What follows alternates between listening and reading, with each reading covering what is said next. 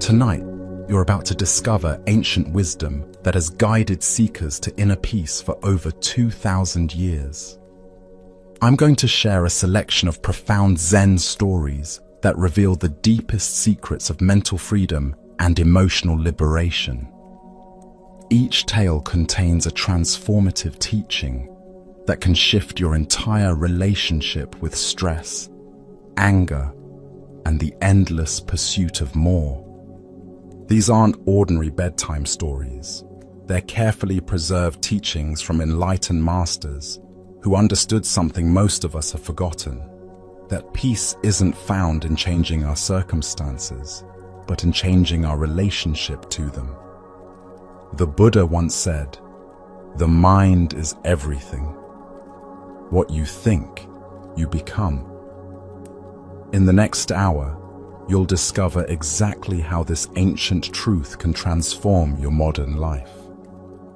As we journey through tales of fierce samurai learning humility, disciples discovering wisdom in unexpected places, and farmers who lose everything only to gain freedom, you'll notice something remarkable happening. The tight grip of worry will begin to loosen. The constant chatter of your thoughts will start to quiet. You'll find yourself naturally settling into a state of profound understanding and rest.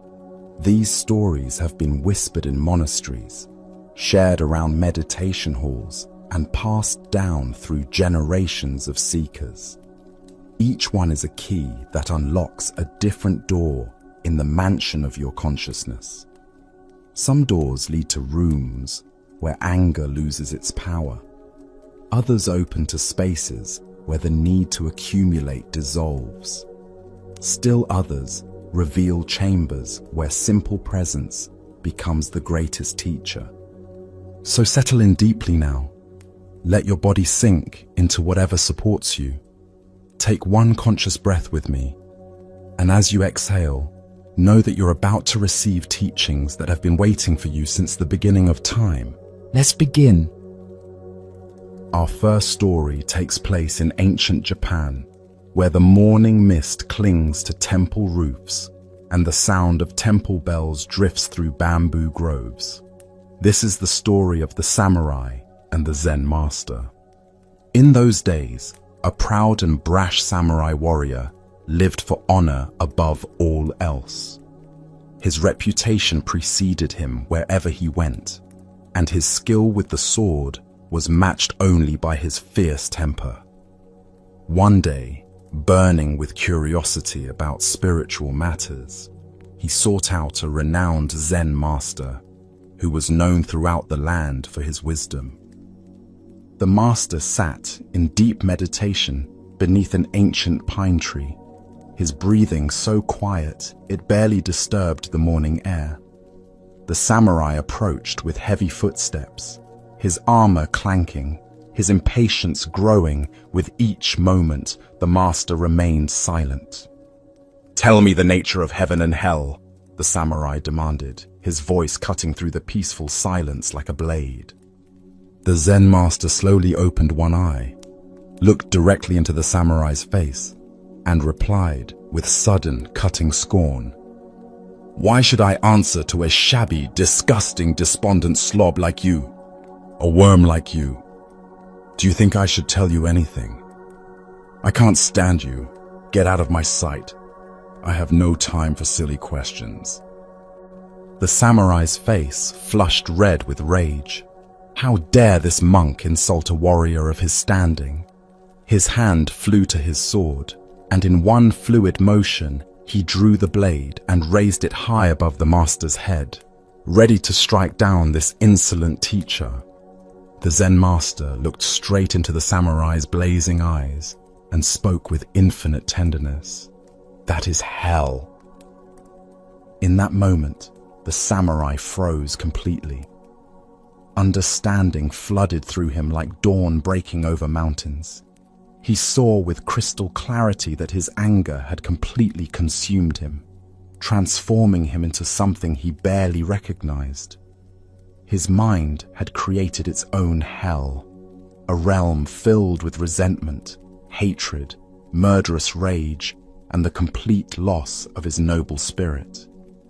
He realized he had been so deep in his torment that he was ready to kill an innocent teacher. Tears filled the warrior's eyes as the truth of his condition became undeniable. Slowly, reverently, he set his sword aside, pressed his palms together, and bowed deeply in gratitude for this profound teaching. The Zen master smiled with the gentleness of a father, welcoming home a lost child, and whispered, "And that is heaven." The Buddha taught, "You will not be punished for your anger. You will be punished by your anger." This profound truth reveals itself in the samurai's transformation from hell to heaven in a single moment of awakening. Why do we create our own hells so readily? Zen Buddhism points to what it calls the three poisons that cloud our natural wisdom: greed, hatred, and delusion. In this story, we see hatred in its raw form, not just as an emotion, but as a complete state of being that transforms paradise into torment. The samurai's hell wasn't a place he would go after death. It was the burning reality he created in his own mind and body in that very moment.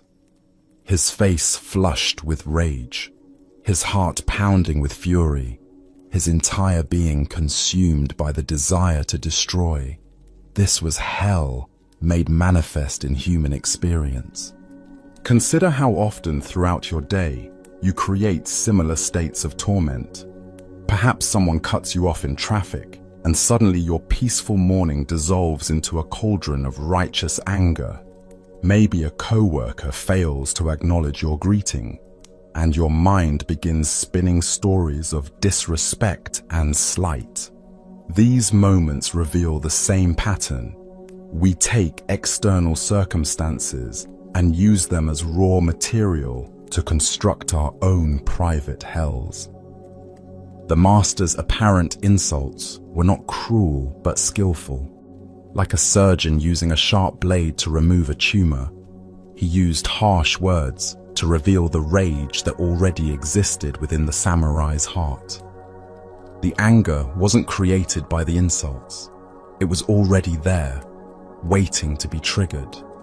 The master simply provided a mirror that reflected the warrior's inner state back to him. Zen teacher Suzuki Roshi said, "Each of you is perfect the way you are, and you can use a little improvement." This paradox captures the essence of the samurai's journey. In his moment of perfect rage, he was also perfectly positioned to see through the illusion his anger had created. The transformation from hell to heaven happened not through changing external circumstances, but through a shift in awareness. The samurai didn't need to travel anywhere or acquire anything new. Heaven was revealed when he saw clearly the hell his own mind had constructed. This is the secret that transforms suffering. Hell and heaven are not destinations, but states of consciousness. When we're caught in anger, resentment, or hatred, we inhabit hell regardless of our external circumstances. When we see through these mental constructions and return to our natural state of awareness, heaven reveals itself right where we are. In Zen practice, we learn to recognize these hellish states as soon as they arise. We develop what might be called early warning systems for our own mental and emotional storms.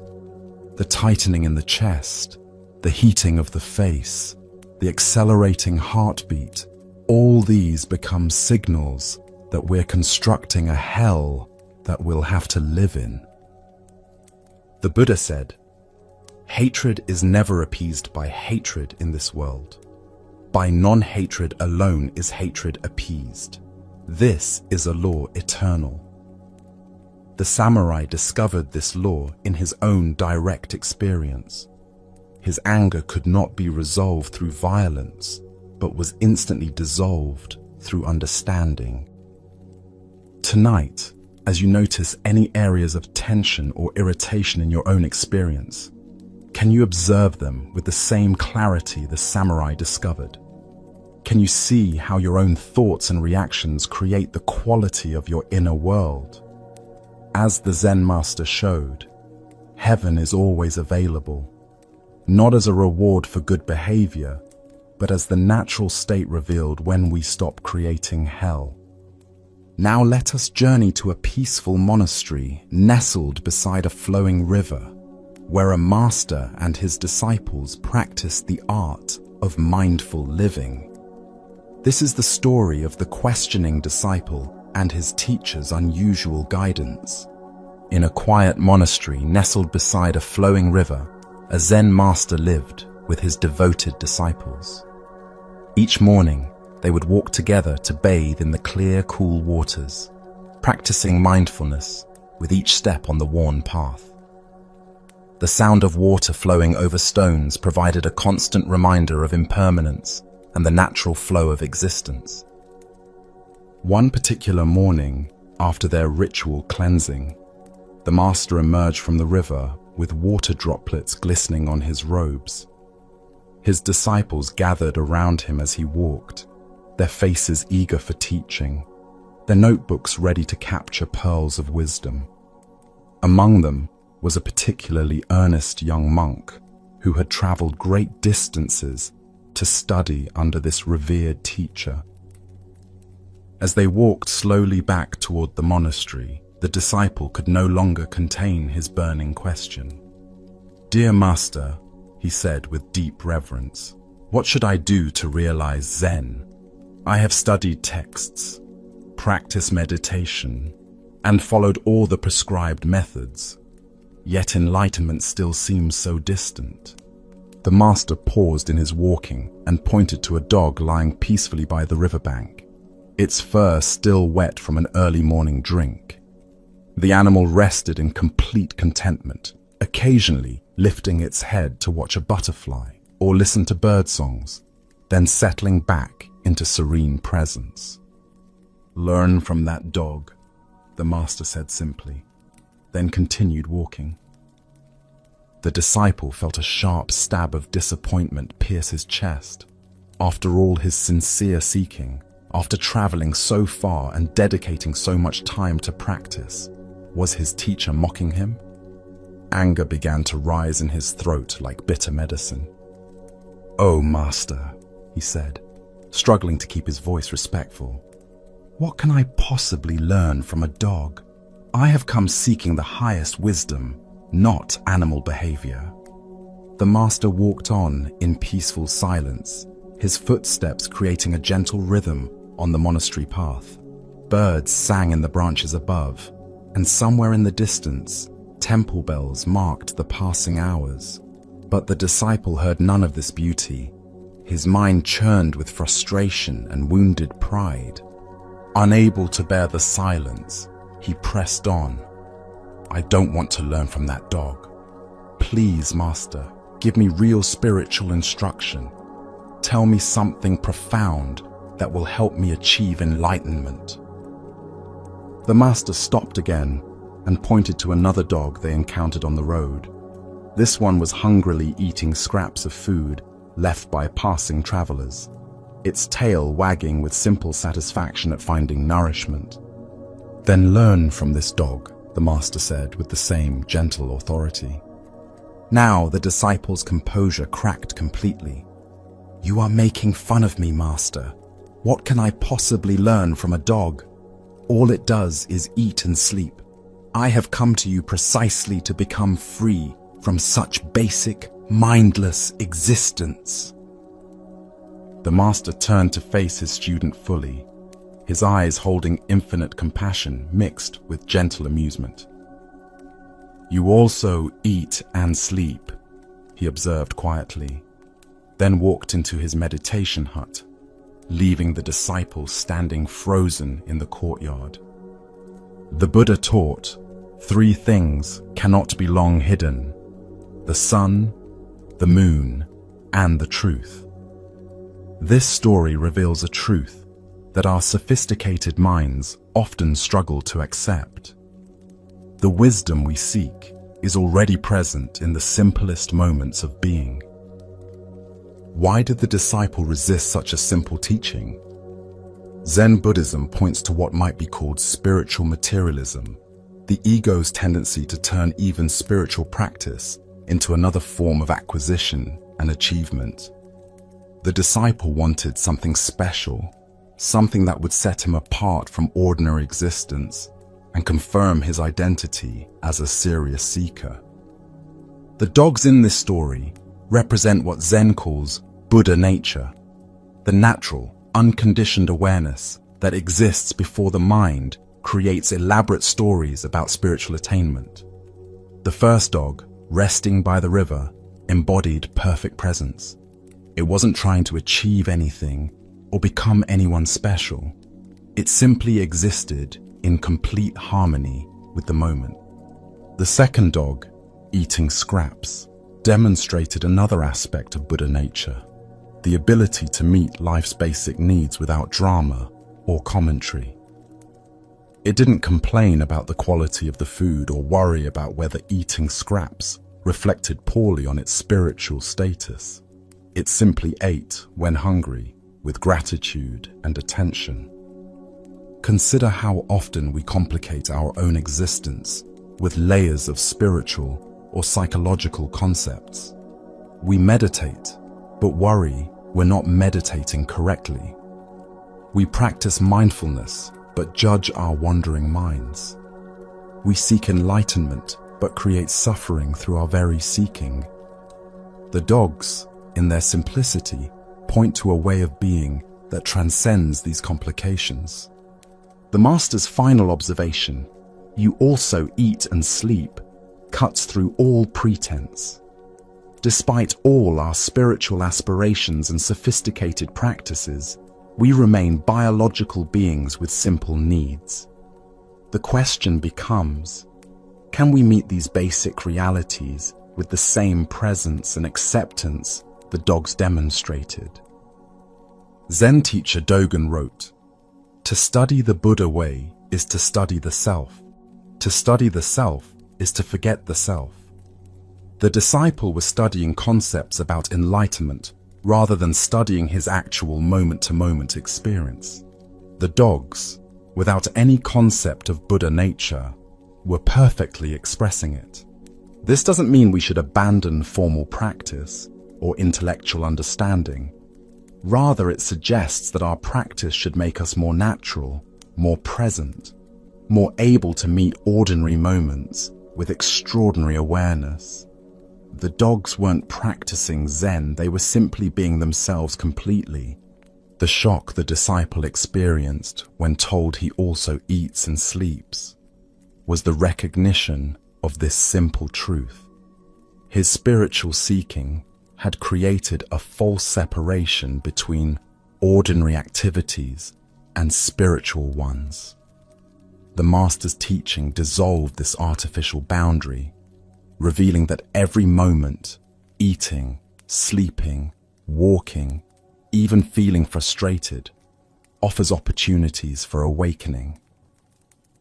In Zen monasteries, work practice is considered as important as sitting meditation.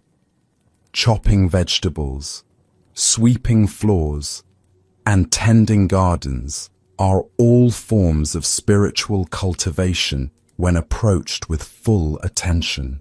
The dogs understood this intuitively. Every activity could be performed with complete presence and natural ease. The Buddha said, "If you want to know your past, look at your present condition. If you want to know your future, look at your present actions." The dogs were neither dwelling on the past nor anxious about the future. They inhabited the eternal now with perfect simplicity. Tonight, as you prepare for rest, can you approach sleep with the natural ease the dogs demonstrated? Can you meet your basic human needs, breathing, relaxing, letting go, without turning them into complex spiritual projects? As the Master showed, The deepest wisdom often comes disguised as the most ordinary experience. Our next story reveals a profound truth about attachment and freedom through a simple encounter between the Buddha and a desperate farmer. This is the story of the farmer's cows and the Buddha's gentle teaching about true wealth. It was midday in a peaceful grove where the Buddha sat with his community of monks after sharing their simple meal together. They had eaten mindfully, in gratitude for the food that sustained their bodies and the companionship that nourished their spirits. The filtered sunlight created dancing patterns on the forest floor, and a gentle breeze carried the scent of wildflowers. Suddenly, the tranquil atmosphere was shattered by the appearance of a farmer, his face flushed with panic and desperation. His clothes were disheveled, sweat beaded on his forehead, and his breathing came in short, anxious gasps. He rushed toward the group, his eyes darting frantically in all directions. "Monks, have you seen my cows?" he called out before he had even properly approached. "Please, I beg you, have you seen them? I don't think I can survive so much misfortune." The Buddha looked up at the agitated man with infinite compassion, recognizing the familiar signs of a mind caught in the grip of attachment and fear. "What has happened, friend?" he asked gently. The farmer's words tumbled out in a torrent of anguish. "Monks, this morning all 12 of my cows ran away, every single one. And if that weren't enough, this year my entire crop of sesame plants was eaten by insects. Everything I worked for, everything I counted on, it's all gone. These cows were my livelihood, my security, my future. Without them, I am nothing. I have nothing left."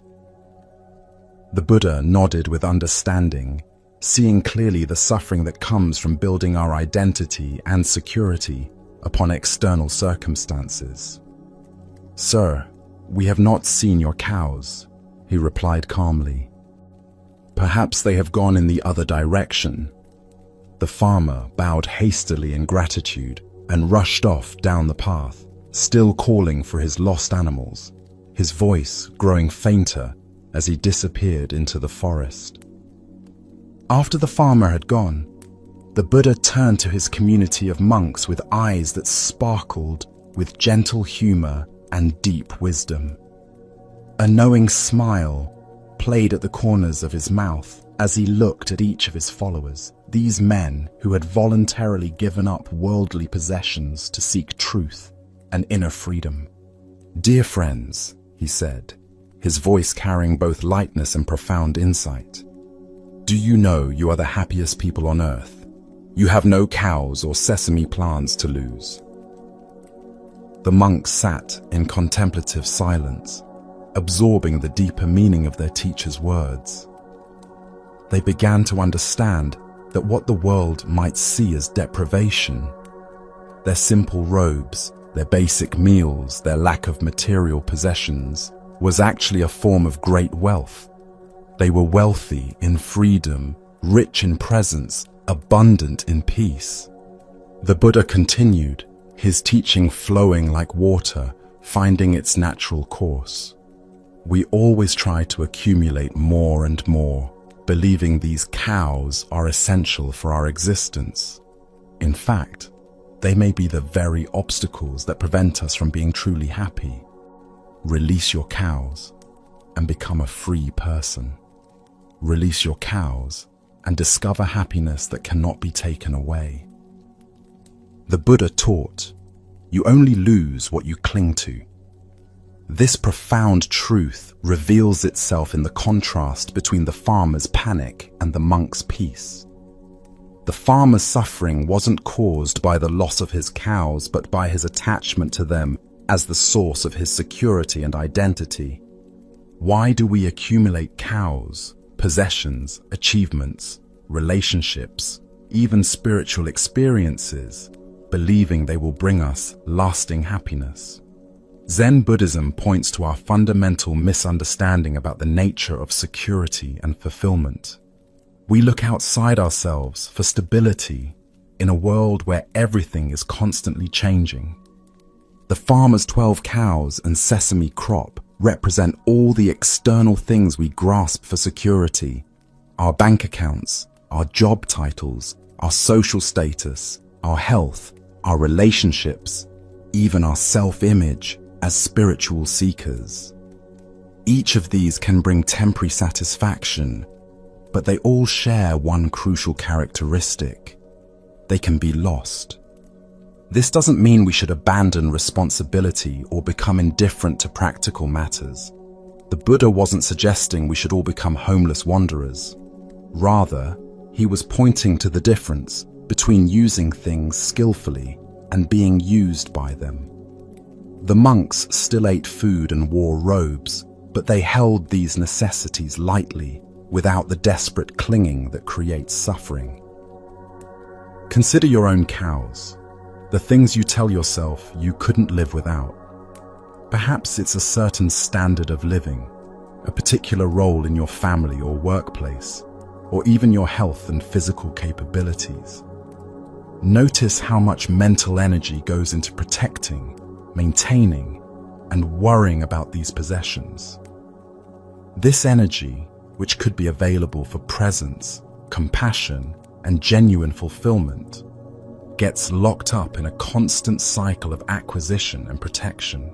The deepest teaching in this story is that happiness based on having is always vulnerable to loss, while happiness based on being is unassailable. The monks had discovered what Zen calls the treasure house, the inherent wholeness that exists prior to gaining or losing anything. Zen master Huang Po taught, "Your treasure house is in yourself. It contains all you need." The farmer was looking in the forest for cows that, even if found, would only provide temporary security. The monks had found a treasure that required no protection because it could never be stolen. This doesn't mean we stop caring for our responsibilities or become careless with resources. Rather, we begin to hold our possessions, both material and psychological, more lightly. We use them without being used by them. We enjoy them without depending on them for our fundamental well-being. The farmer's frantic search represents the endless activity of a mind that believes happiness lies in the next acquisition, the next achievement, the next external validation. The monk's peaceful sitting represents the revolutionary discovery that we already have everything we need for genuine fulfillment. In our modern context, our cows might be our career advancement, our children's success, our romantic relationship, our retirement savings, or even our meditation practice. The question isn't whether these things have value, but whether we hold them so tightly that losing them would devastate our sense of self. The Buddha said, "Health is the greatest gift, contentment the greatest wealth, faithfulness the best relationship." The monks embodied this teaching. Their contentment didn't depend on external circumstances, but arose from their deep acceptance of what is. Tonight, as you prepare for rest, can you release your grip on the cows you've been protecting? Can you discover the peace that comes from having nothing to lose because you've found everything you need in this very moment? As the Buddha taught, the end of suffering isn't found in getting what we want, but in releasing our attachment to wanting itself. In this release, we discover what the monks knew, that we are already free, already whole, already home. We just forgot this truth while we were busy chasing cows. In the misty mountains of feudal Japan, where legends of master swordsmen echo through the valleys, we discover a tale about the paradox of urgent learning. This is the story of Matajuro and the taste of his master's sword. In feudal Japan, nestled among the mist-covered peaks of Mount Futara, lived Banzo, a swordsman whose skill was legendary throughout the land. His reputation drew seekers from across the country, all hoping to learn the secret of his extraordinary mastery. Among these hopeful students came a young man named Matajuro Yagyu, carrying the weight of disappointment and desperate ambition. Matajuro was the son of a famous swordsman, yet his father had pronounced his work too mediocre for mastership and disowned him in shame. The young man's pride burned with this rejection, fueling an urgent hunger to prove his worth. He climbed the mountain path to Banzo's modest dwelling with determination blazing in his eyes. "Master Banzo," Matajuro said, bowing deeply, "I wish to learn swordsmanship under your guidance. I will do anything, endure any hardship." Banzo studied the young man carefully, seeing immediately the fever of impatience that consumed him. "You cannot fulfill the requirements," he said simply. "But if I work hard," Matajuro persisted, his voice tight with anxiety, "how many years will it take to become a master?" "The rest of your life," Banzo replied without hesitation. The answer struck Matajuro like a physical blow. "I cannot wait that long," he exclaimed. "I am willing to pass through any hardship, if only you will teach me. If I become your devoted servant, working day and night, how long might it be?" Banzo considered this for a moment. "Oh, maybe 10 years.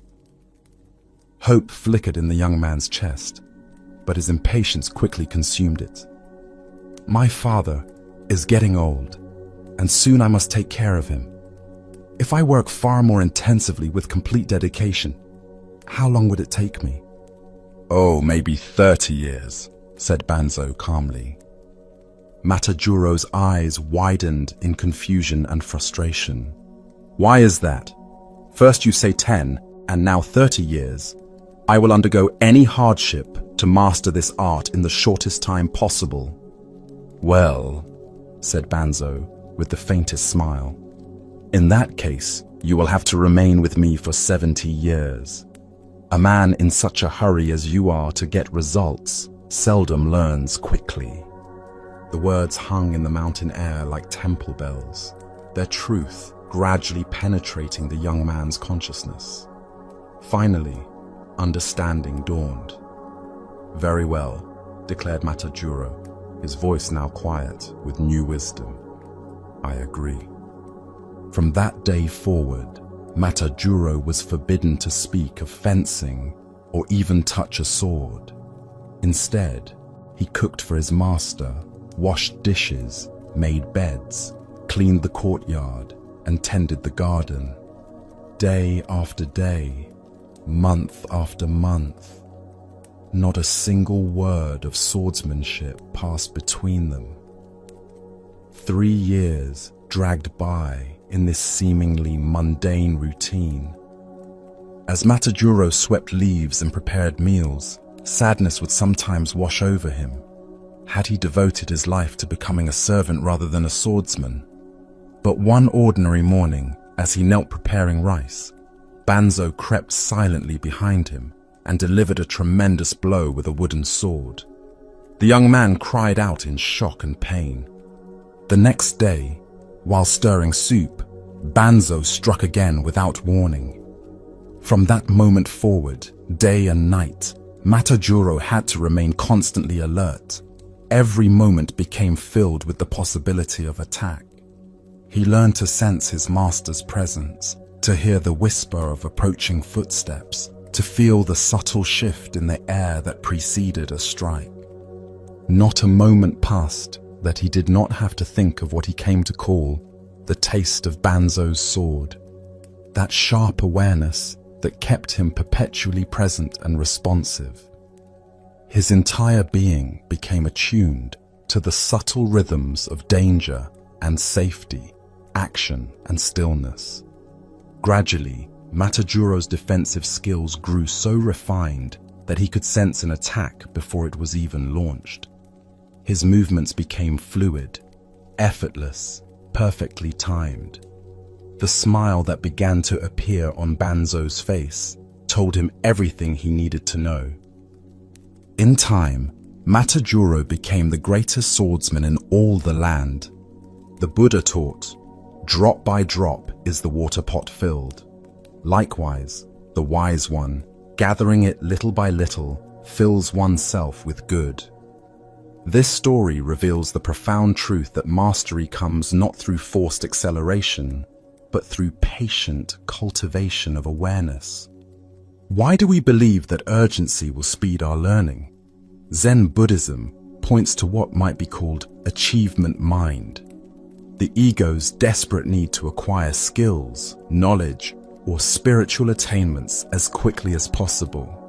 This urgency actually becomes the primary obstacle to genuine learning because it keeps us focused on future results rather than present process. Matajuro's initial approach represents how most of us engage with learning. We want to fast-track our way to mastery, to find shortcuts that will deliver results without the slow work of fundamental development. We negotiate with reality, trying to bargain our way to competence through intensity rather than patience. Banzo's counterintuitive teaching, that greater urgency would require more time, reveals a crucial principle. The quality of our attention determines the speed of our learning far more than the quantity of our effort. Matajuro's desperate hurry created internal tension that actually blocked his capacity to absorb the subtle teachings of swordsmanship. Consider how this pattern shows up in your own life. Perhaps you're learning a musical instrument and become frustrated that you can't play complex pieces immediately. Maybe you're developing a meditation practice, but grow impatient that enlightenment hasn't arrived after a few weeks. The urgency itself becomes a form of resistance to the natural unfolding that learning requires. The 3 years of seemingly mundane tasks weren't a delay in Matajuro's education. They were the foundation of his mastery. Through cooking, cleaning, and gardening, he developed the quality of presence and attention that would later allow him to sense his master's attacks. His consciousness became refined through simple, repetitive activities performed with complete attention. When Banzo finally began the sword training, it came not through formal instruction, but through the cultivation of what Zen calls don't know mind, a state of open, alert awareness that responds spontaneously to changing circumstances. Matajuro learned to taste his master's sword, not through thinking about technique, but through developing an embodied wisdom that transcended conscious strategy. The taste of Banzo's sword represents the quality of awareness that emerges when we stop forcing outcomes and instead become completely available to what each moment requires. It's the difference between studying about balance and actually learning to walk, between reading about love and learning to open our hearts. This teaching applies to every area of development, whether we're learning to parent with wisdom, developing patience in relationships, or cultivating inner peace. The ego's urgency to get there keeps us from being here, where all real learning happens. The Buddha said, "Nothing can harm you as much as your own thoughts unguarded." Matajuro's initial impatience was a form of unguarded thinking that would have prevented him from ever accessing true mastery. Through Banzo's skillful guidance, he learned to transform urgency into presence, achievement focus into process focus, and forced effort into natural responsiveness. Tonight, as you notice any areas of your life where impatience pushes against natural timing. Can you taste something of Banzo's wisdom? Can you discover how slowing down might actually accelerate your deepest learning? As Matajuro found, the sword we're really learning to master is the blade of our own awareness. Deep in a village where cherry blossoms mark the seasons of love and loss, unfolds a story about the wisdom of seeing through our own mental creations. This is the story of the ghost who knew everything. In a small village where cherry blossoms lined the quiet streets, a young couple lived in deep devotion to one another. Their love was the kind that seems to make the whole world brighter, each day beginning and ending with gratitude for their shared life. But as often happens in human existence, their happiness was visited by the shadow of impermanence. The young wife fell gravely ill, and despite all their prayers and the best care they could provide, it became clear that death was approaching.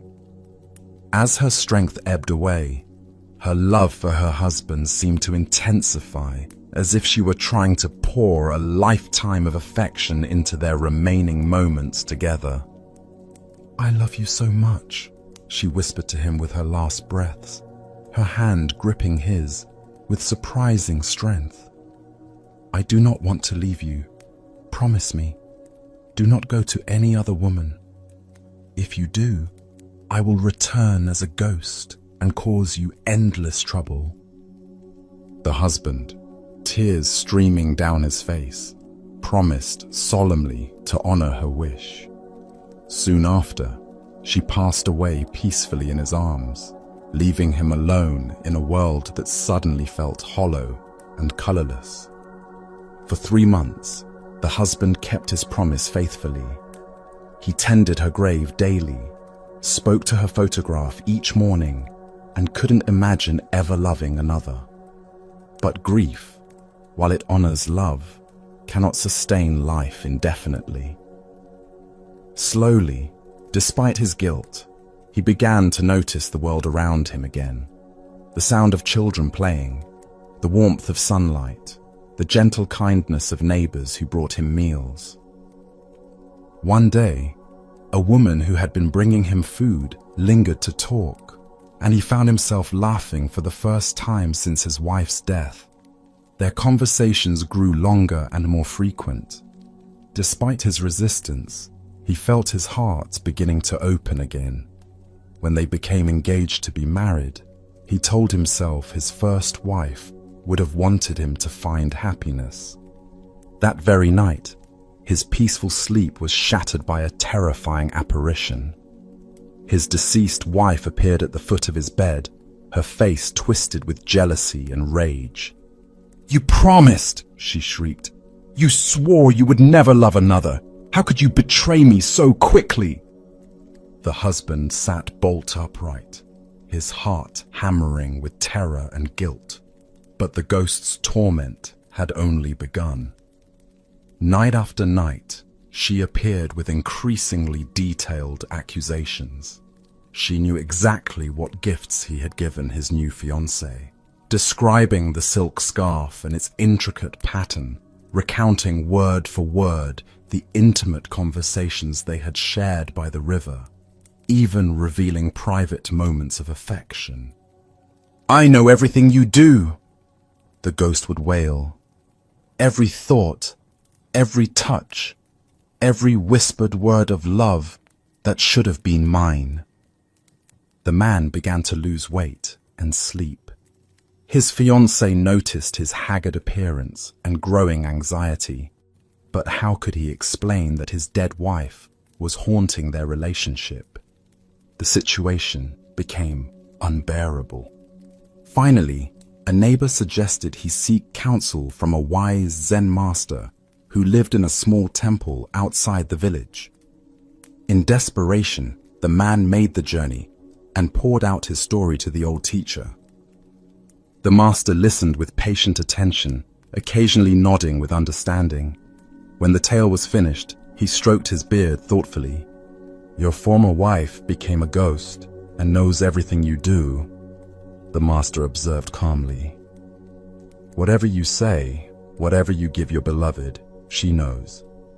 She must be a very wise ghost indeed. Really, you should admire such supernatural knowledge. The man looked puzzled, unsure whether the master was mocking his suffering. The next time she appears, continued the master, bargain with her. Tell her that since she knows so much and you can hide nothing from her, if she will answer you one question truthfully, you promise to break your engagement and remain single for the rest of your life. What question should I ask? The man inquired eagerly. The master smiled with gentle mischief. Take a large handful of soybeans and ask her exactly how many beans you hold in your hand. If she cannot tell you, you will know she is only a figment of your imagination and will trouble you no longer. That night, when the ghost appeared with her usual accusations and supernatural knowledge, the man was ready. He flattered her extensively, praising her omniscience and admitting he could hide nothing from her penetrating awareness. Indeed, replied the ghost with satisfaction. And I know you went to see that Zen master today. I heard every word he said to you. And since you know so much, demanded the man, holding up a closed fist filled with beans, tell me exactly how many beans I hold in this hand. Suddenly, there was only silence in the moonlit room. The ghost vanished completely and never appeared again. The Buddha taught, the whole secret of existence is to have no fear. Never fear what will become of you. Depend on no one. Only the moment you reject all help are you freed. This story reveals how our own minds create the very phantoms that terrorize us. Why do we give such power to the ghosts of our past? Zen Buddhism points to several psychological mechanisms that keep us trapped by internal apparitions. First is guilt, the mind's tendency to punish ourselves for moving beyond old loyalties, even when that movement is natural and healthy. The ghost's supernatural knowledge wasn't actually supernatural at all. She knew about the gifts and conversations because the man's own guilty conscience was creating her omniscience. Every detail she recounted was information already present in his own mind, projected outward and given the appearance of external reality. This represents a profound teaching about the nature of psychological haunting. The demons that torment us, guilt, shame, fear, regret, often appear to have external reality and independent power. They seem to know our every weakness, to see through our every defense, to anticipate our every attempt at escape. But like the ghost in this story, they derive all their knowledge from our own consciousness. Consider the ghosts that might be haunting your own life. Perhaps it's the voice of a critical parent that continues to judge your choices long after they're gone. Maybe it's the specter of past failures that convinces you not to try again. Or it could be the phantom of old relationships that prevents you from opening your heart to new love. These psychological ghosts often seem to possess uncanny insight into our vulnerabilities. They know exactly which accusations will wound us most deeply, which fears will paralyze us most completely. But their apparent omniscience is simply our own self-knowledge turned against us by guilt and conditioning. The Zen master's test with the beans represents the power of discriminating wisdom to dissolve psychological illusions. By asking for information the ghost couldn't possibly possess, something outside the man's own knowledge, he revealed her true nature as a mental construction rather than an independent entity. This doesn't diminish the reality of the man's suffering. The ghost's psychological impact was absolutely real, affecting his sleep, his relationships, and his peace of mind. but understanding her true source gave him the power to dissolve her hold over his life. Zen teacher Suzuki Roshi said, "Each of you is perfect the way you are, and you can use a little improvement." This paradox applies to our relationship with psychological ghosts. We can acknowledge the reality of our guilt and conditioning, while also recognizing that these patterns aren't permanent features of our consciousness. The beans represent any question that takes us outside the closed loop of our conditioned thinking. When we're caught in cycles of self-torment, we can ask ourselves, what evidence exists outside my own guilty conscience that this self-punishment is necessary or helpful? Often, like the ghost, our internal critics fall silent when confronted with such inquiries. The master's gentle mischief in this story shows how wisdom sometimes appears as playfulness rather than solemn instruction. He didn't argue with the man's belief in the ghost or try to convince him through rational analysis. Instead, he provided a skillful test that allowed the truth to reveal itself. The Buddha said, "You yourself, as much as anybody in the entire universe, deserve your love and affection." The man's liberation came not through continued loyalty to his dead wife's jealous demands, but through recognizing his right to love and be loved again. The ghost dissolved when he stopped feeding it with his own guilty energy. Tonight, as you become aware of any ghosts from your past that continue to haunt your present choices, can you find your own handful of beans? Can you ask these internal critics questions they cannot answer, revealing their true nature as constructions of your own conditioning rather than voices of ultimate truth? As the Zen master showed, sometimes the most profound liberation comes through the simplest test of what is real and what is merely the shadow of our own making. Now, among the sacred pilgrimage routes that wind through ancient landscapes, we encounter a teaching about the discovery of what was never truly lost. This is the story of the 10 pilgrims and the missing traveler. In ancient times, when pilgrimage routes wound through mountain passes and across rushing rivers, 10 monks embarked on an arduous journey to a distant holy city. They walked for days through challenging terrain, their hearts filled with devotion and their minds focused on the sacred destination that lay ahead. Each step was taken with intention, each mile covered with the hope that reaching the holy place would bring them closer to enlightenment. At one point in their journey, they came to a fierce river that roared with spring snowmelt, its waters rushing violently between jagged rocks that could easily crush anyone who lost their footing. The crossing would require careful attention and mutual support. One mistake could be fatal. One by one, the pilgrims helped each other navigate the treacherous waters. They formed a human chain, the strongest monks positioning themselves to catch anyone who might slip.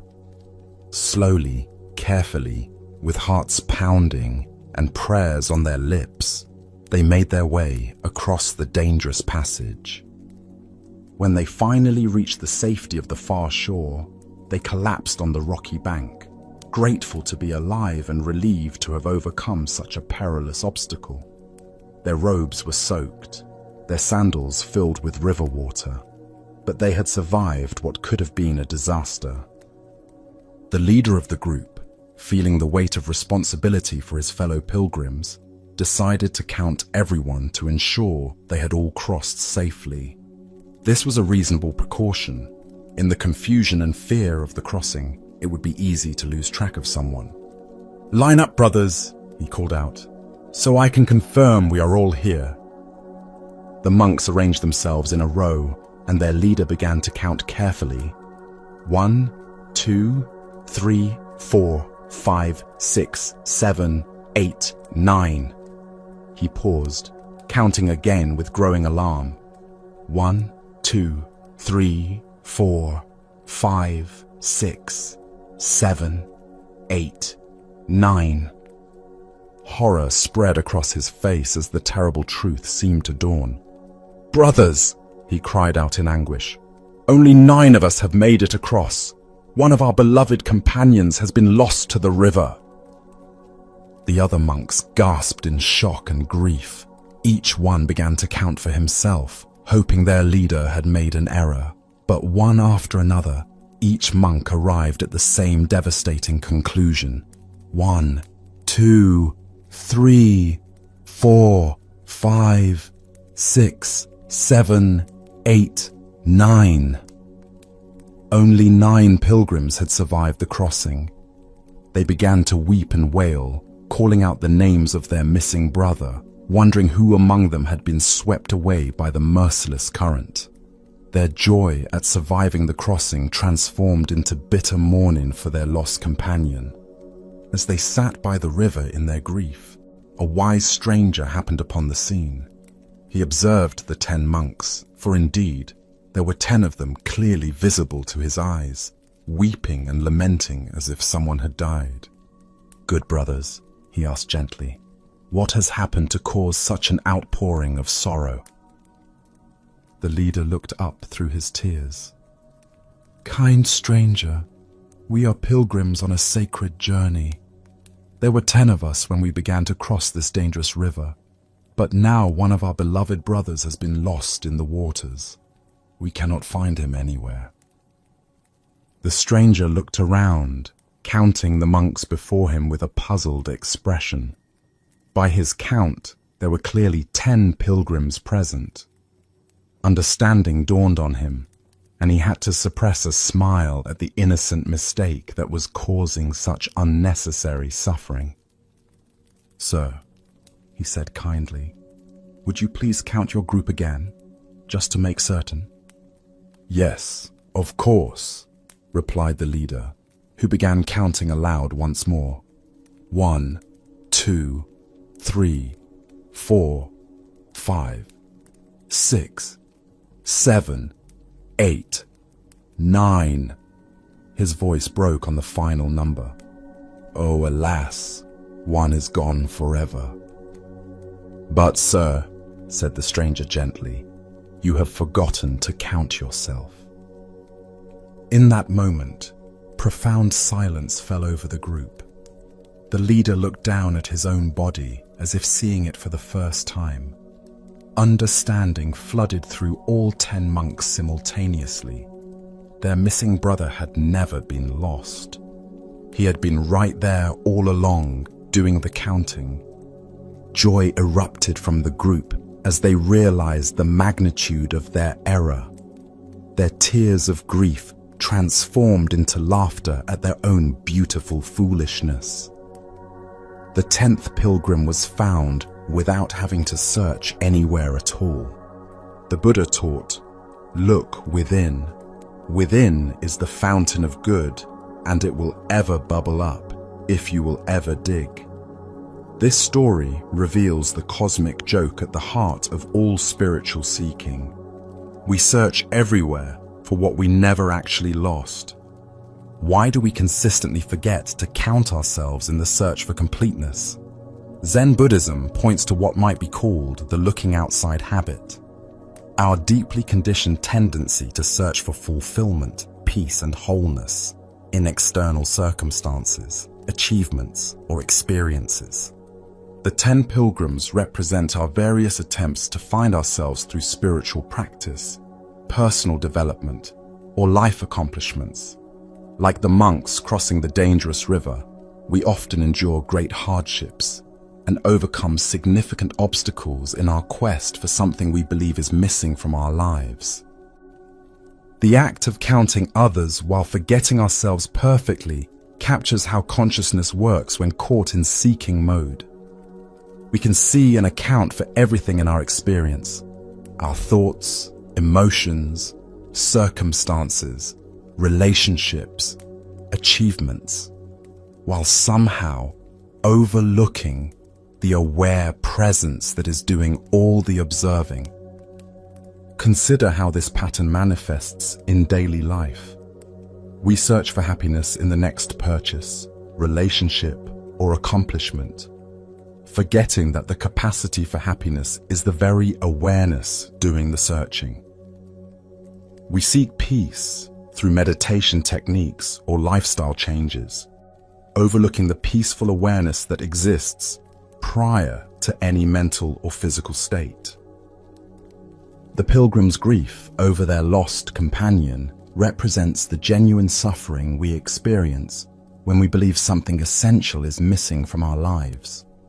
This isn't mere intellectual confusion. It creates real emotional pain, just as the monk's tears were authentic, even though based on a misunderstanding. The wise stranger who helped them see their error represents the function of awakened wisdom, whether it comes through a teacher, a moment of insight, or sudden recognition. This wisdom doesn't add anything new to our experience, but simply points out what was always already present. Zen Master Bankai taught, "You are perfect as you are, but you could use a little improvement." This paradox captures the essence of the pilgrim's discovery. They were already complete, all 10 were present, but they needed to recognize this completeness rather than continuing to search for what seemed missing. The moment of recognition, when the leader realized he had forgotten to count himself, represents what Zen calls sudden awakening. Not because anything new is gained, but because the seeking that was obscuring our natural wholeness suddenly ceases. This doesn't mean we stop engaging in practices or pursuing growth. The pilgrims continued their journey to the holy city, even after discovering they weren't missing anyone. But their relationship to the journey changed from desperate seeking to joyful expression of what they had discovered they already possessed.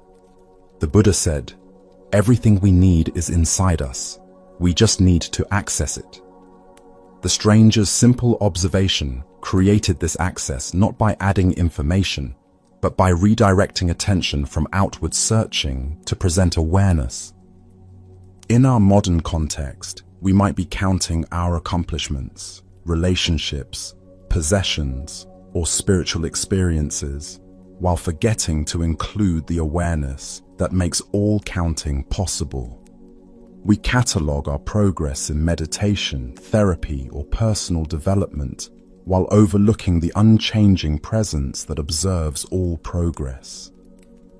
The most profound aspect of this teaching is its revelation that enlightenment isn't a state to be attained, but our natural condition to be recognized.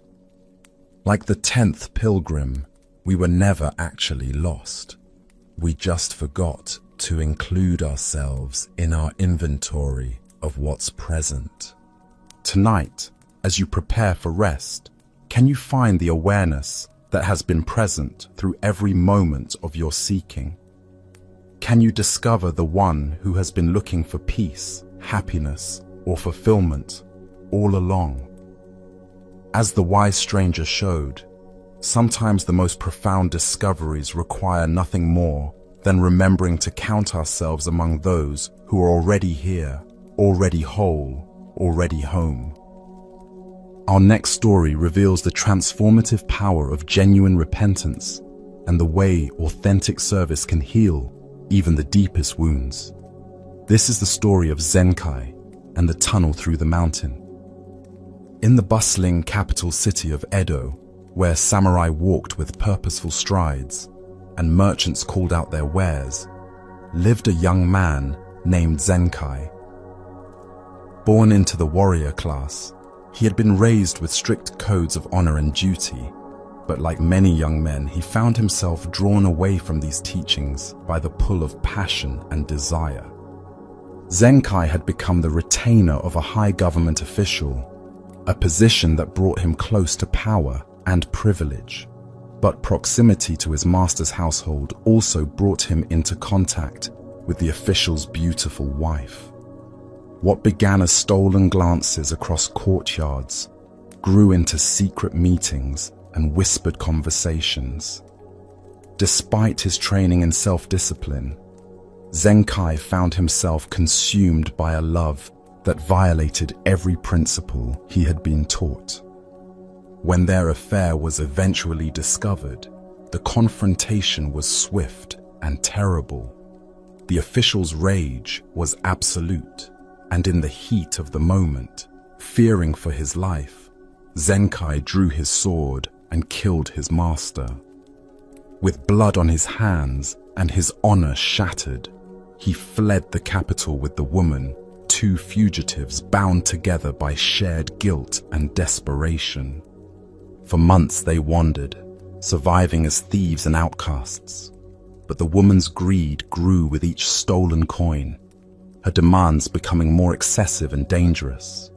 Zenkai watched with growing disgust as the person he had sacrificed everything for revealed her true nature.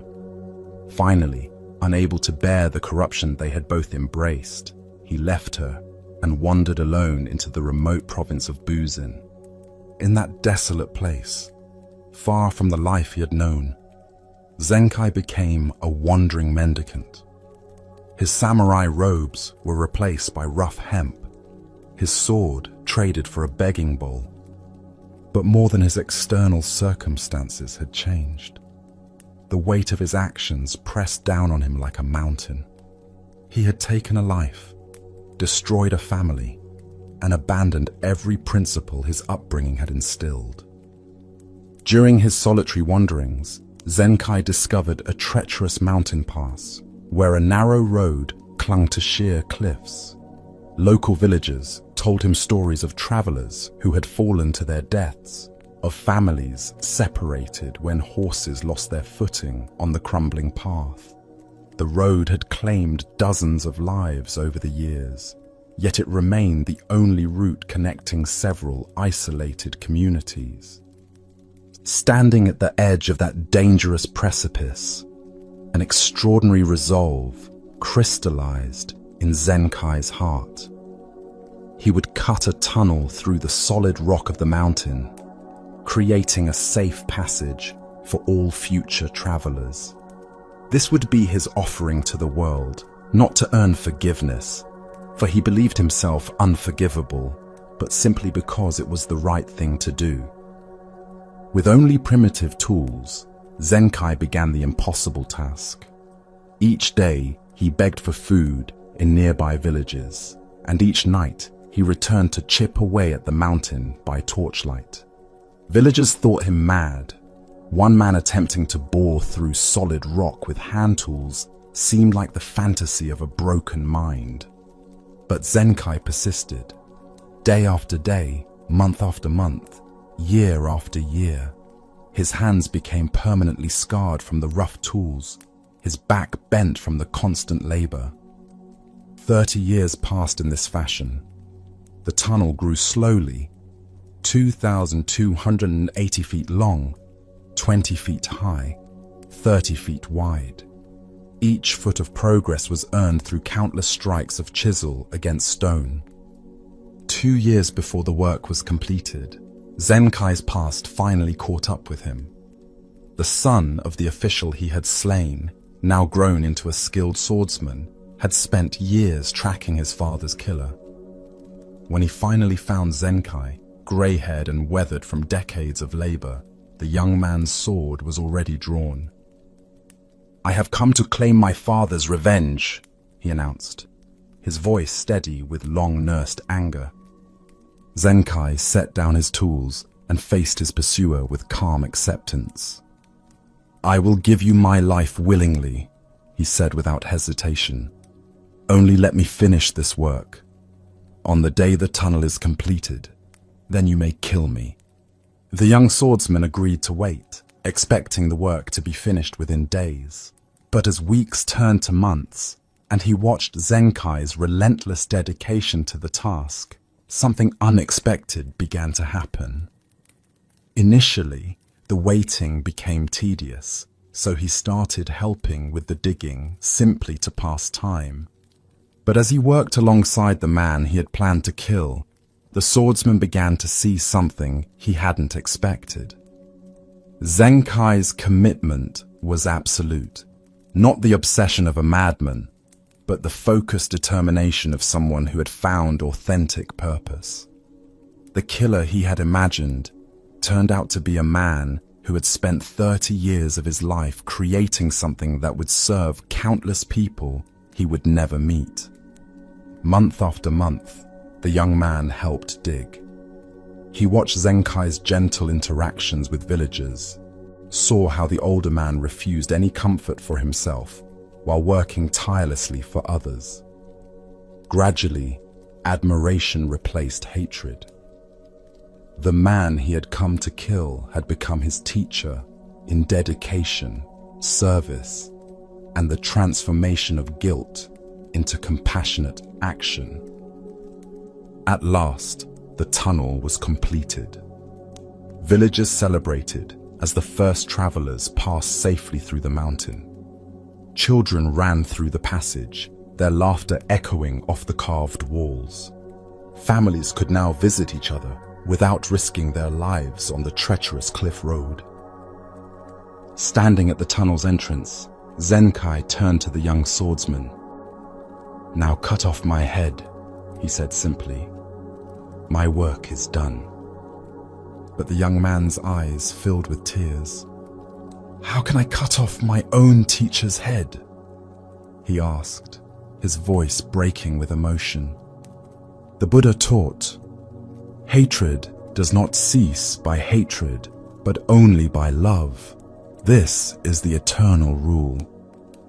This story reveals how authentic repentance transforms not only the person seeking redemption, but also those whose lives they touch. Why do we often doubt that genuine transformation is possible? Zen Buddhism points to our tendency to define ourselves and others by past actions rather than present possibilities. Zenkai's story demonstrates that while we cannot undo past harm, we can dedicate our remaining time to creating benefit that far outweighs the damage we caused. The tunnel represents what Zen calls great vow, commitment that transcends personal comfort or convenience. Unlike acts of penance performed to earn forgiveness, Zenkai's work arose from authentic remorse, coupled with genuine desire to serve. He wasn't trying to balance karmic scales, but responding to suffering with the only gift he could offer: 30 years of his life in service to others' safety. Consider how transformation works in your own experience. Perhaps you've carried guilt over harsh words spoken in anger, or choices that caused pain to people you loved. The conventional approach might involve apologies, promises to change, or attempts to make direct amends. While these have their place, Zenkai's story points to something deeper: the possibility of allowing our mistakes to break our hearts open, rather than simply burden us with shame. The young swordsman's transformation illustrates how authentic service can heal even the wounds of those we've harmed. He came seeking justice through violence, but discovered something more valuable: a teacher who showed him what dedicated service looks like. The man who killed his father ultimately gave him a model for living that no amount of revenge could have provided. This doesn't romanticize the original crime or suggest that Zenkai's service erased his responsibility. Rather, it shows how acknowledging the full weight of our actions can fuel commitment to creating benefit rather than just minimizing harm. The tunnel saved countless lives that the original killing had put at risk. But this wasn't calculated restitution. It was love expressing itself through whatever means were available. Zen Master Dogen taught, "To study the Buddha way is to study the self. To study the self is to forget the self. To forget the self is to be actualized by myriad things." Zenkai's 30-year labor was a forgetting of self, not through denial of responsibility, but through complete dedication to something larger than his personal redemption. The physical demands of the tunnel work, the scarred hands, bent back, and decades of isolation mirror the internal process of working through deep remorse. Transformation often requires this kind of sustained effort over years rather than sudden breakthrough. Each strike of Zenkai's chisel against rock was both practical progress and spiritual practice. The story's climax reveals the ultimate teaching. Authentic service transforms the servant as much as it benefits others. The man who began digging as a criminal seeking to atone had become someone worthy of respect and love, not because his past was erased, but because he had allowed that past to fuel 30 years of selfless action. The Buddha said, "Drop by drop is the water pot filled. Likewise, the wise one, gathering it little by little, fills oneself with good." Zenkai's tunnel was built one strike at a time, just as his character was rebuilt one day of service at a time. Neither happened quickly, but both created something that would benefit countless people for generations. Tonight, as you reflect on areas where you might carry guilt or regret, can you sense the possibility of transformation through service? Can you imagine how your own mistakes might become the fuel for creating something beneficial rather than just the source of ongoing self-punishment? As Zenkai discovered, sometimes the heaviest burdens can become the foundation for the most meaningful contributions. Now, let us explore a story about the difference between surface judgments and deeper motivations, and how wisdom often appears in forms that conventional thinking cannot recognize. This is the story of Geshen, the monk who was called the stingy artist. In a mountain monastery where morning mist clung to ancient pine trees, lived Geshen, a monk whose artistic talent was renowned throughout the region. His brush could capture the essence of a bird in flight with just a few elegant strokes, and his paintings of mountain landscapes seemed to breathe with spiritual presence. Yet despite living in a religious community dedicated to non-attachment, Geshen had earned an unusual reputation that puzzled and sometimes scandalized those who knew him. Before beginning any artwork, Geshen always insisted on being paid in advance, and his fees were remarkably high. Unlike other monk artists, who might paint for the joy of creation or as offerings to the temple, Geshen approached his art like a merchant, calculating costs and demanding premium prices. This behavior earned him the nickname, the stingy artist, and many people whispered that his monastic vows had been corrupted by greed. One evening, a beautiful geisha from the nearby pleasure district approached Geshen with a commission. She moved with the refined grace of someone trained in the arts of entertainment, her silk kimono rustling softly as she bowed before the monk artist. "Master Geshen," she said respectfully, "I would like you to create a painting for me." Without hesitation, Geshen asked the question that had become his trademark. "How much can you pay?" The geisha smiled mysteriously. "Whatever you charge, but I have one unusual request. I want you to do the work in front of me while I am entertaining my patron." Geshen agreed, and several days later, he was summoned to the geisha's house. She was hosting an elaborate feast for a wealthy merchant who regularly sought her company. The room was filled with the finest delicacies, expensive sake, and the soft glow of paper lanterns. Musicians played in the background, while the geisha entertained her guest with witty conversation and graceful dance. In this atmosphere of luxury and sensual pleasure, Gesson calmly set up his materials and began to paint. His brush moved with confident precision, creating an image of exquisite beauty, while the feast continued around him. He appeared completely focused on his work, unmoved by the extravagant surroundings or the intimate atmosphere between the geisha and her patron. When the painting was completed, Gesson named his price, the highest sum he had ever charged. The geisha paid without protest, but as she handed him the money, she turned to her patron with a knowing look. "Look at this artist," she said, her voice carrying a note of theatrical disdain. "All he wants is money. His paintings are technically excellent, but his mind is dirty. Money has caused it to become muddy. Work drawn by such a filthy mind is not fit to be displayed anywhere respectable. It's just about good enough for one of my petticoats." With deliberate theatricality, she removed her silk undergarment and handed it to Gesson. "Paint another picture on the back of this," she commanded, "since your work is only suited for underclothing anyway."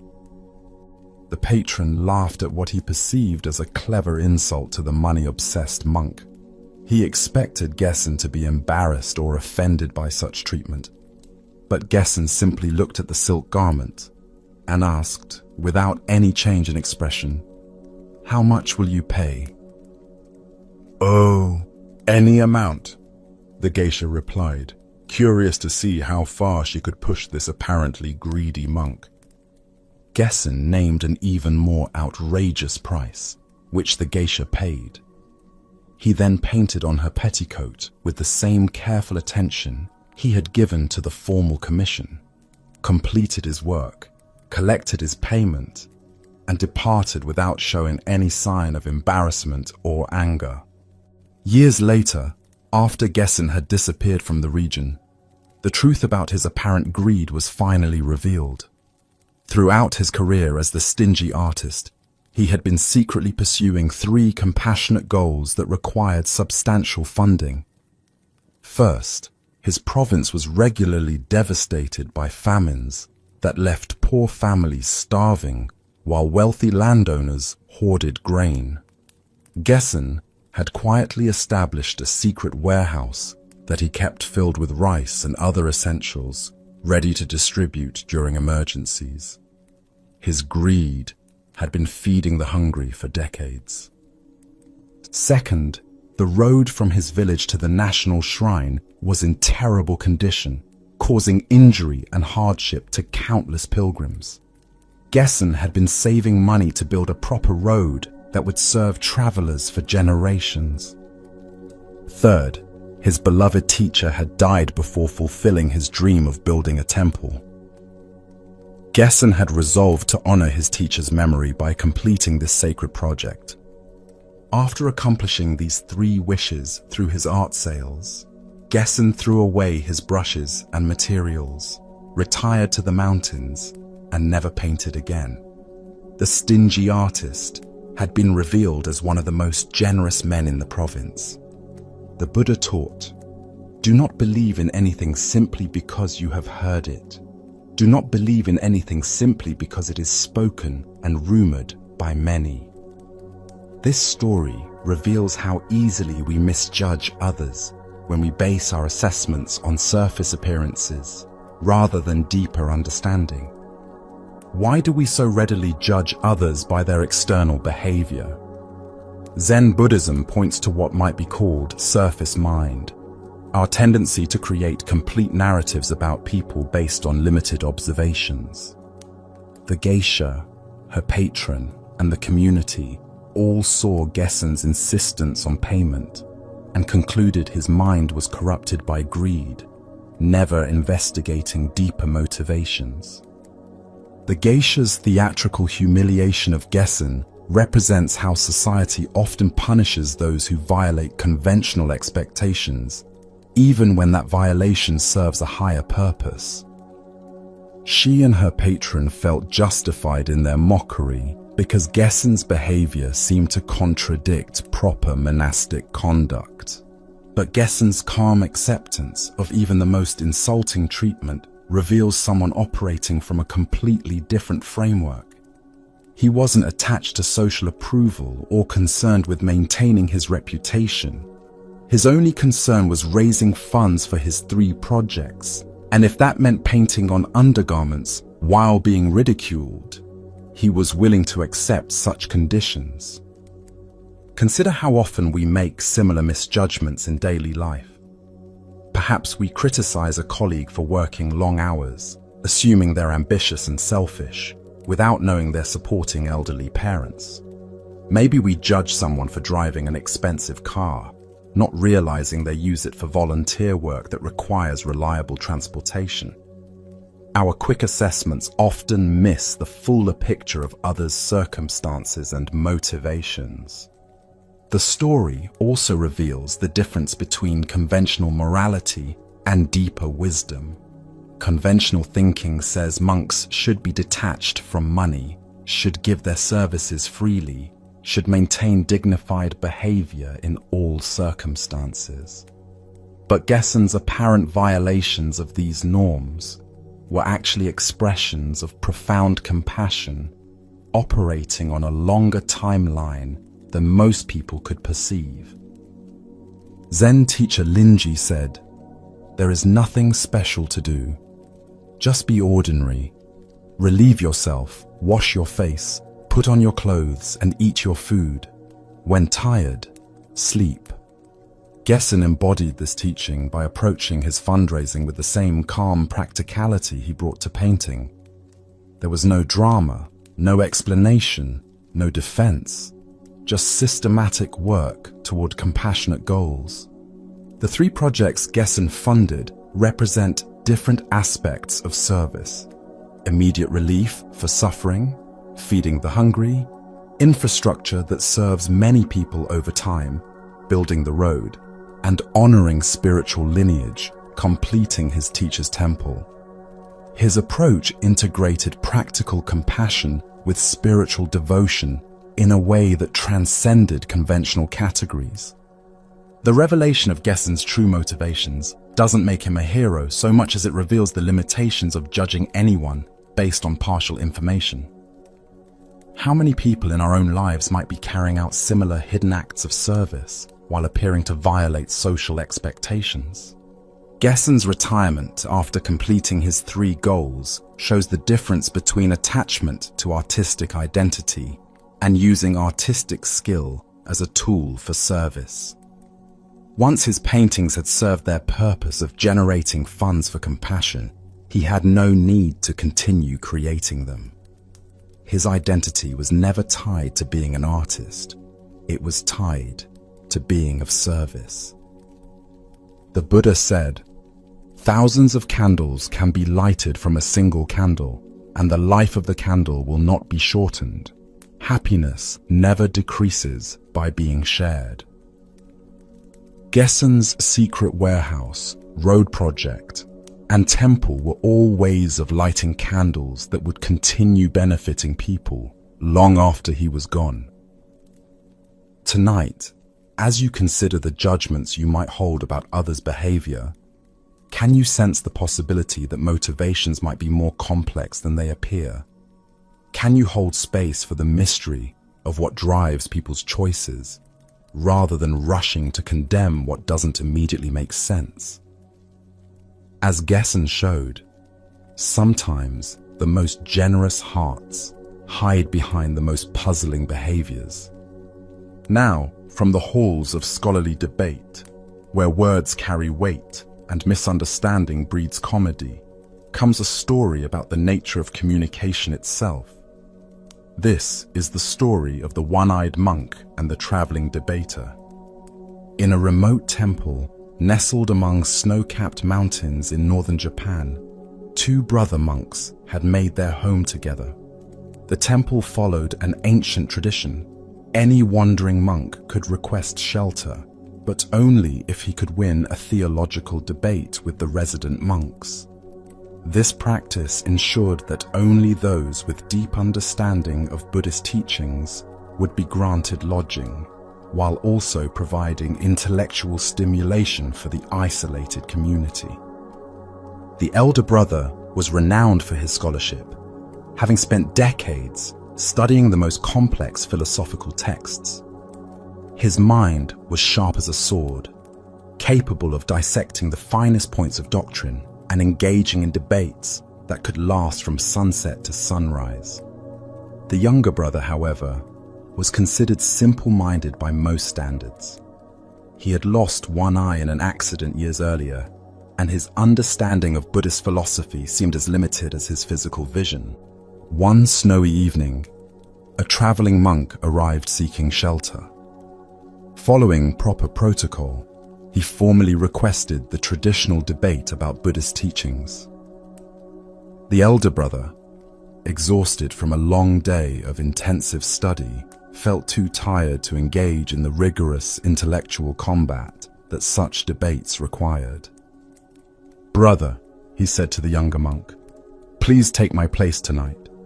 But remember, conduct the dialogue in silence. Let wisdom speak through gesture rather than words."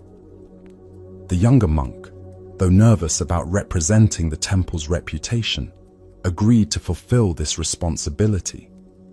The two monks, the confident traveler and the anxious resident, made their way to the shrine room and sat facing each other in the flickering candlelight. What followed was a brief, wordless exchange that would be interpreted very differently by each participant. The traveling monk, eager to demonstrate his understanding, began by holding up one finger with ceremonial gravity. The younger monk, after a moment's consideration, held up 2 fingers in response. The visitor then raised 3 fingers, maintaining the solemn dignity appropriate to theological discourse. At this point, the younger monk's face flushed with anger, and he shook his clenched fist directly in front of the stranger's face. Startled by this aggressive gesture, the traveling monk immediately rose and hurried to find the elder brother. "Your young brother is a remarkable fellow," he announced with genuine admiration. "He defeated me completely. I have no choice but to continue my journey tonight, despite the snow." The elder brother, surprised that his simple younger brother had succeeded where he might have struggled, asked for details of the exchange. "The debate was profound," the traveler explained enthusiastically. "First, I held up one finger to represent Buddha, the enlightened one. Your brother immediately responded by holding up 2 fingers, signifying Buddha and his teaching, showing that enlightenment cannot be separated from the Dharma that expresses it." He continued with growing excitement. "I then held up 3 fingers, representing Buddha, his teaching, and the Sangha, the community of followers living in harmony with these principles. But your brother's response was magnificent.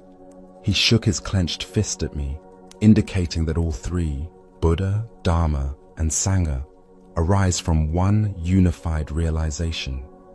His understanding is so deep that he demolished my argument completely. I am honored to have encountered such wisdom."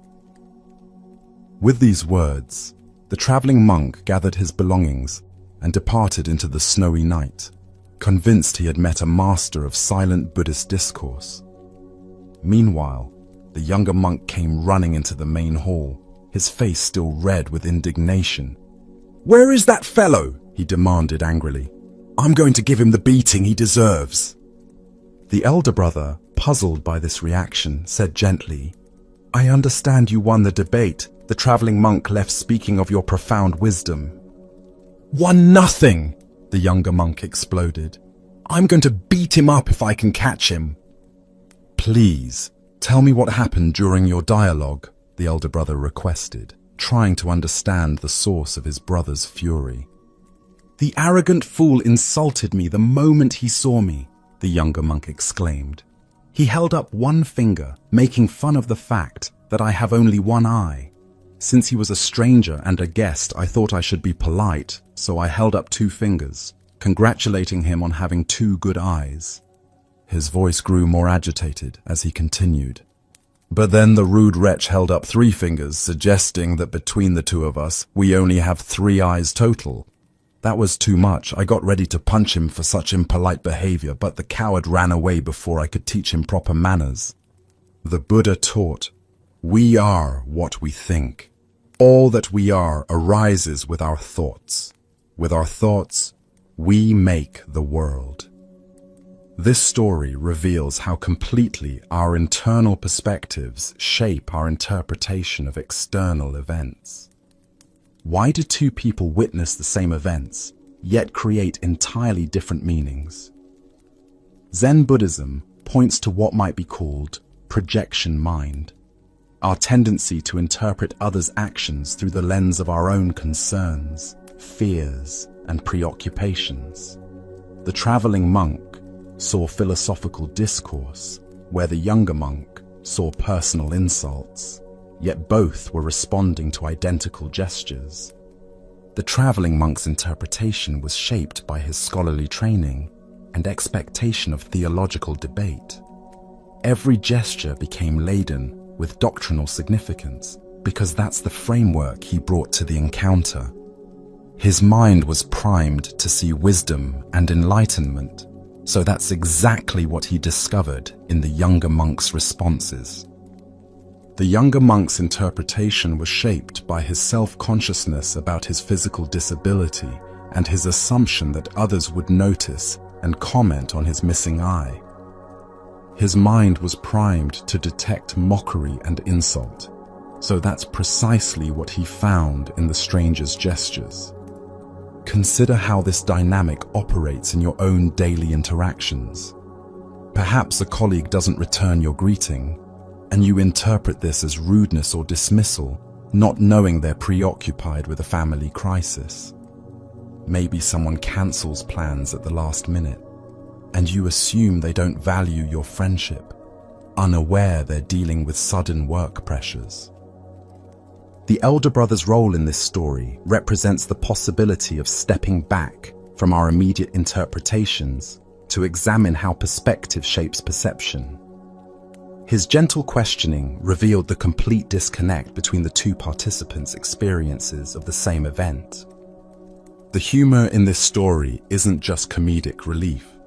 It points to something profound about the nature of communication itself.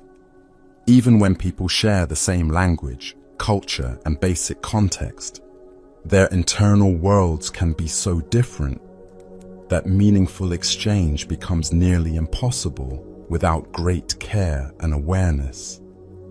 Zen teacher Huang Po said, "The foolish reject what they see, not what they think. The wise reject what they think, not what they see."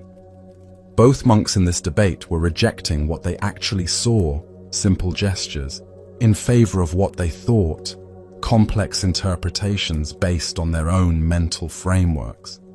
The story also reveals how our expectations create self-fulfilling prophecies. The traveling monk expected to encounter wisdom and therefore experienced the exchange as profound teaching. The younger monk expected to be mocked and therefore experienced the same gestures as deliberate insults. Neither was entirely wrong within their own interpretive framework. This doesn't lead to complete relativism. Some interpretations are more accurate than others, but it does point to the importance of questioning our immediate assumptions about others' motivations and meanings. The silent dialogue could have been resolved with a simple spoken question. "What do you mean by holding up that finger?" The Buddha said, "Believe nothing, no matter where you read it or who said it, no matter if I have said it, unless it agrees with your own reason and your own common sense." This teaching applies not just to spiritual doctrines, but to our moment-to-moment interpretations of other people's behavior. The younger monk's physical disability became a lens through which he interpreted everything, just as the traveling monk's scholarly training became his interpretive lens. We all carry such lenses: our past experiences, current concerns, and unconscious assumptions that color our perception of reality. The traveling monk's departure into the snowy night, convinced he had encountered profound wisdom, while the younger monk remained behind, convinced he had been insulted, perfectly captures the human comedy of misunderstanding. Both went away with their worldviews confirmed, neither having actually communicated with the other. Tonight, as you reflect on recent interactions that might have left you confused, hurt, or frustrated, can you sense the possibility that different interpretations might be equally valid? Can you hold space for the mystery of what others actually mean, rather than assuming your first interpretation is correct? As this story shows, sometimes the most profound misunderstandings arise not from malice, but from the simple fact that we each live in our own private world of meaning, rarely checking whether others share our interpretations of what seems obvious to us. As we continue our journey through the wisdom of Zen Buddhism, let us explore a story about the transformative power of unconditional kindness and how genuine care dissolves shame more effectively than punishment ever could. This is the story of the Midnight Wanderer and his master's unexpected response. In a mountain temple where the sound of evening bells marked the rhythm of disciplined spiritual life, Master Sengai taught meditation to a devoted group of students. The monastery followed ancient routines: early morning sitting, communal meals eaten in silence, work practice in the gardens, and evening Dharma talks before retiring to simple sleeping quarters. Most students found deep satisfaction in this structured existence, but human nature being what it is, not everyone was equally committed to the monastic schedule. Among Sengai's pupils was a young man who struggled with the temple's strict boundaries. During the day, he participated fully in all activities, sitting zazen with apparent dedication and performing his assigned duties without complaint. But as night fell and the temple settled into peaceful silence, restlessness would arise in his heart like a tide he couldn't resist. The young monk had discovered that by using a high wooden stool, he could climb over the temple wall and escape into the nearby town. There, in the pleasure quarters filled with bright lanterns and lively music, he could forget the weight of spiritual discipline and lose himself in worldly entertainment. He told himself these midnight excursions were harmless, just brief respites from the intensity of monastic life. Night after night, the pattern repeated. After the evening meditation ended and his fellow students retired to their quarters, he would wait until the temple was completely quiet, then carefully position the stool against the wall, climb over, and slip away into the darkness. He always returned before dawn prayers, replacing the stool and settling into his sleeping mat as if he had never left. Master Sengai, however, possessed the keen awareness that comes from decades of observing human behavior. During one of his regular evening inspections of the dormitory, he noticed the young monk's absence and quickly discovered the telltale stool positioned against the temple wall. Understanding immediately what was happening, Sengai quietly removed the stool and took its place, standing motionlessly in the shadows. Hours later, the wayward student returned from his night of pleasure, his mind still buzzing with wine and entertainment, but beginning to feel the familiar weight of guilt and anxiety about his secret behavior. In the darkness, he couldn't see that anything had changed. Assuming the stool was exactly where he had left it, he reached up to climb back over the wall. Without hesitation, he placed his feet on what he thought was the wooden stool and jumped down into the temple grounds. Only when he landed did he realize with horror that he had stepped on his master's head and shoulders. Sengai had served as a human stepping stool, absorbing the impact of his student's descent with patient silence. The young monk stood frozen in shock and shame, expecting the fierce rebuke he knew he deserved. He had been caught red-handed in his deception, had literally trampled on his teacher's dignity, and had violated the trust placed in him as a student of the Dharma. But Sengai's response was unlike anything the young man could have anticipated. Rising slowly and brushing the dust from his robes, the master looked at his student with eyes full of gentle concern. "It is very chilly in the early morning," Sengai said softly. "Do be careful not to catch cold yourself." With these words, he walked quietly back toward his quarters, leaving the young monk standing alone in the moonlit courtyard, tears streaming down his face. From that night forward, the student never again climbed over the temple wall. His midnight wanderings ended not because he had been punished or threatened, but because he had encountered a love so complete and unconditional that it dissolved his need to escape. The Buddha taught, "Hatred is never appeased by hatred in this world. By non-hatred alone is hatred appeased. This is a law eternal." Sengai's response demonstrates how compassion can accomplish what punishment never could: genuine transformation from within. Why do we often believe that wrongdoing must be met with consequences to prevent its repetition? Zen Buddhism points to our deep conditioning around justice and retribution, the belief that people only change behavior when faced with unpleasant results. But this story reveals a different possibility, that shame dissolves naturally in the presence of unconditional acceptance. The young monk's midnight excursions represented what we might call spiritual claustrophobia, the feeling of being trapped by ideals we aspire to but haven't yet fully embodied.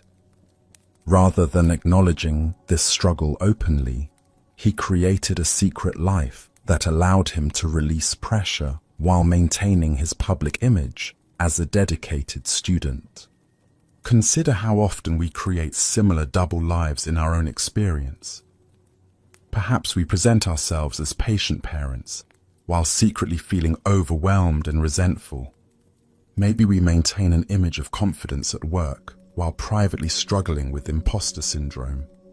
These split existences arise when we believe our authentic struggles are unacceptable to those we respect. Sengai's decision to become the stool rather than catch the student in the act reveals profound wisdom about human psychology. By allowing himself to be literally stepped upon, he demonstrated that his student's welfare mattered more than his own dignity or authority. This wasn't passive martyrdom, but active compassion, using his own body to provide the support his student needed. The master's gentle words about catching cold show how true teachers focus on care rather than correction. Instead of addressing the rule-breaking, the deception, or the disrespect, Sengai expressed concern for his student's physical well-being. This response cut through all the young monk's defensive strategies and reached directly into his heart. The immediate and permanent transformation that followed illustrates how shame heals in the presence of unconditional love. The student's midnight escapes weren't really about pleasure. They were about feeling trapped and judged.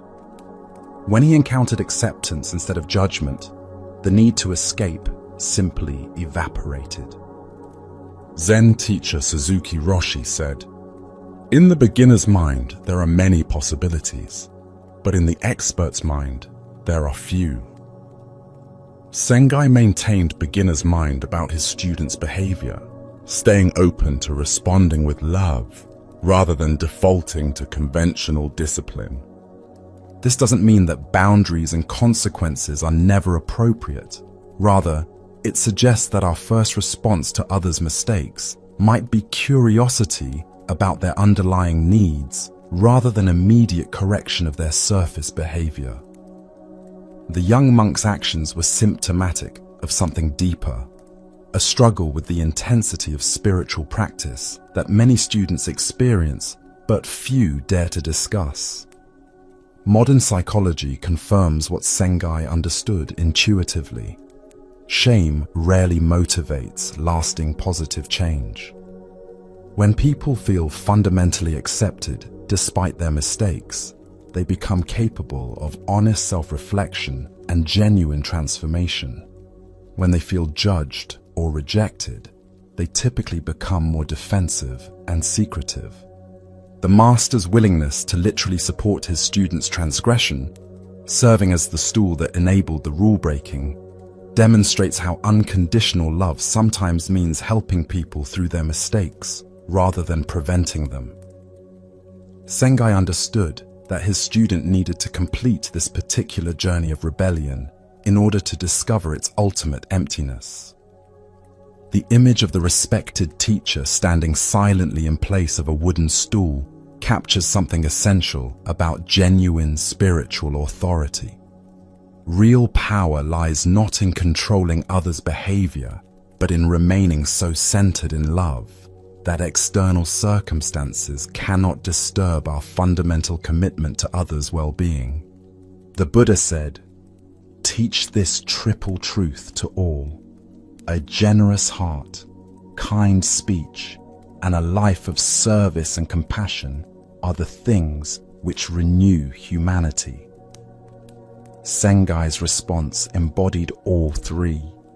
His generous heart that absorbed the physical impact, his kind speech that expressed care rather than criticism, and his life of service that put his students' needs above his own comfort.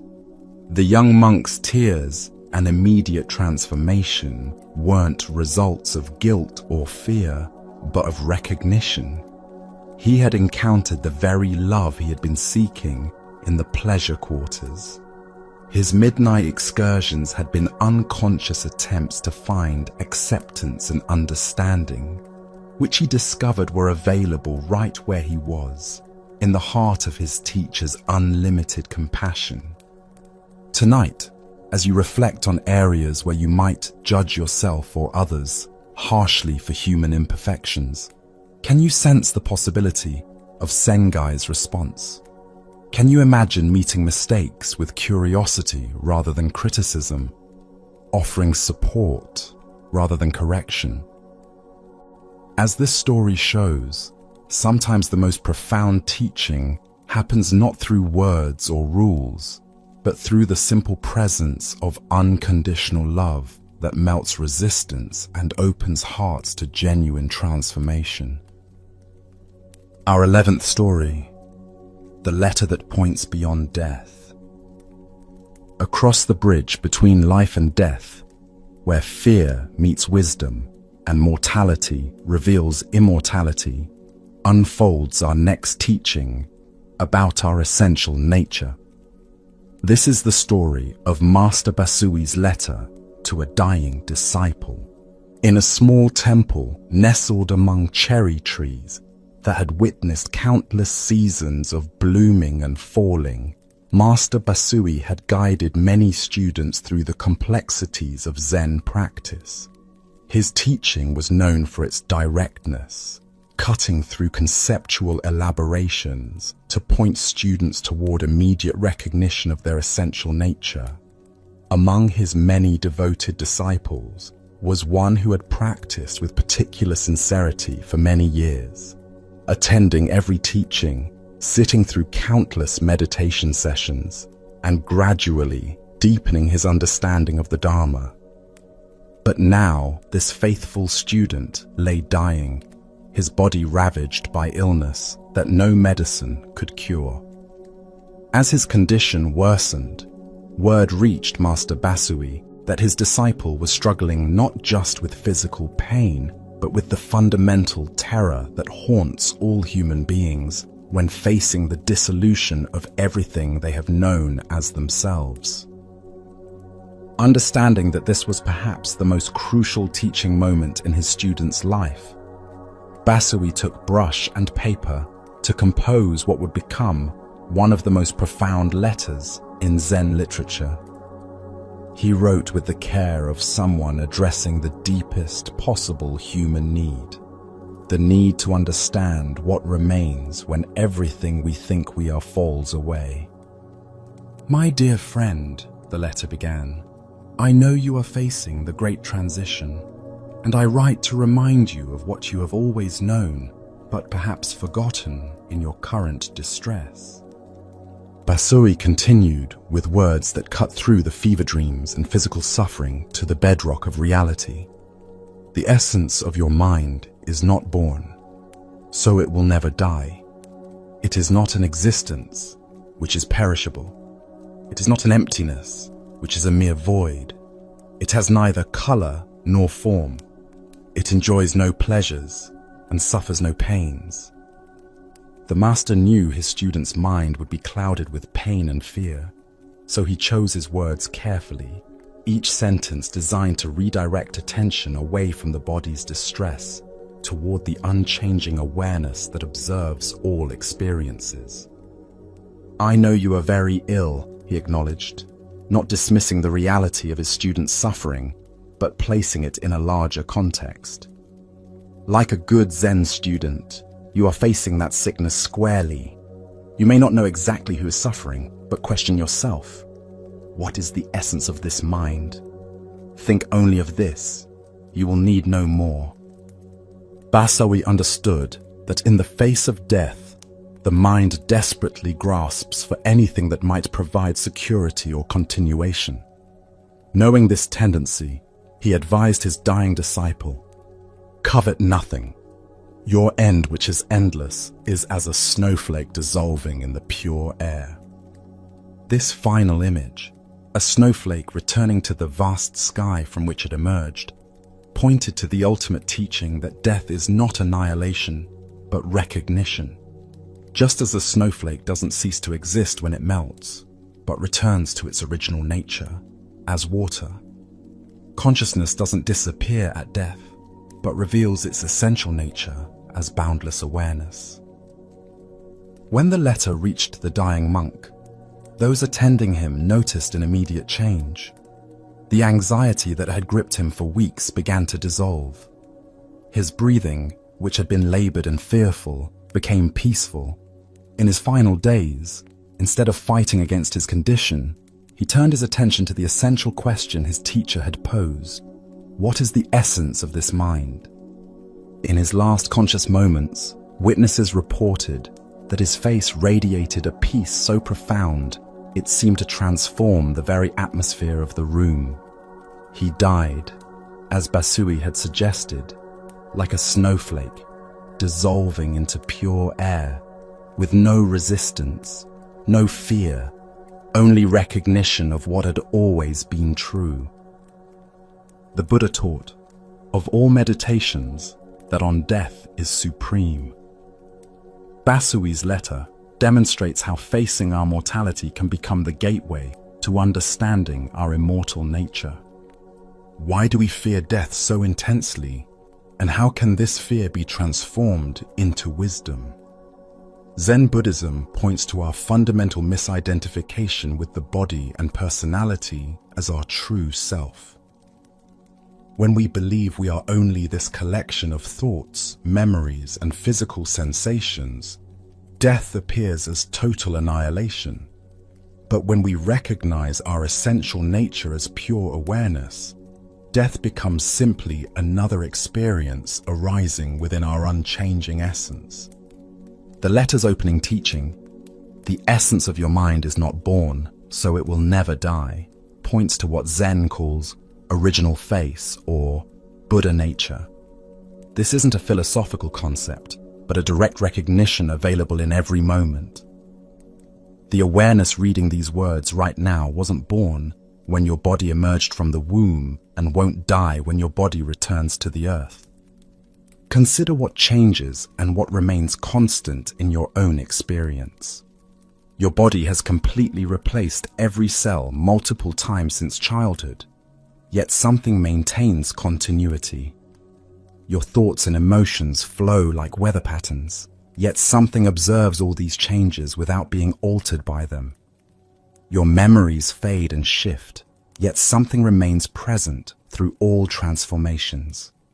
Basui's instruction to question yourself, what is the essence of this mind, wasn't meant as intellectual analysis, but as direct investigation. In the face of death, when all conceptual supports fall away, this becomes the only relevant inquiry, not how can I survive or what will happen to me, but what am I essentially?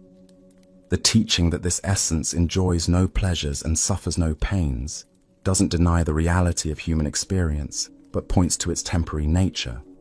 Pain and pleasure arise within awareness like waves on the ocean's surface, but they don't fundamentally disturb the ocean's depths.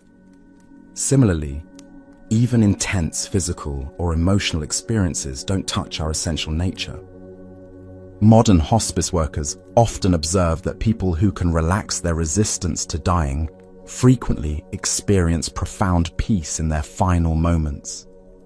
This isn't resignation, but recognition. The discovery that what they feared losing was never who they truly were.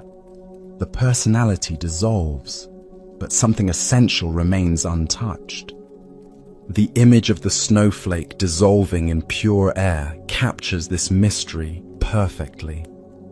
A snowflake appears to be a separate, individual thing, but it's actually a temporary formation of the very air and moisture that surround it. When conditions change, it doesn't go somewhere else. It returns to its original nature. Death may be similar. Not a journey to somewhere else, but a recognition of what we've always been. Basui's advice to covet nothing addresses the desperate grasping that often intensifies as death approaches. The dying mind may cling to relationships, accomplishments, or even spiritual experiences, trying to take something solid across the threshold. But all forms of grasping create suffering because they're based on the false assumption that we're separate from what we're trying to hold on to. The letter's profound compassion lies not in offering false comfort or elaborate explanations about afterlife, but in pointing directly to what can be verified in immediate experience. Even in the midst of illness and fear, the awareness that recognizes these states remains untouched by them. Zen teacher Dogen wrote, "To study the Buddha way is to study the self. To study the self is to forget the self. To forget the self is to be actualized by myriad things." The dying process can become the ultimate opportunity for this forgetting, letting go of all identification with the limited self to discover our essential nature as boundless awareness. The Buddha said, "Everything is changeable. Everything appears and disappears. There is no blissful peace until one passes beyond the agony of life and death." Basui's letter showed his students how to find this peace, not by escaping life and death, but by recognizing what remains unchanged through both.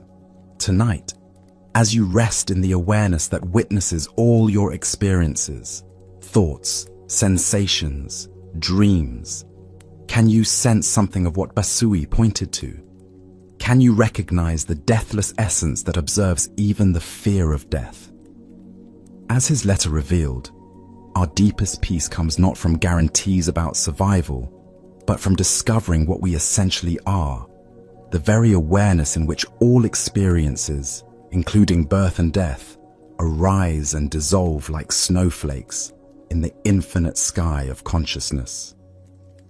Now let us explore a Zen story about priorities.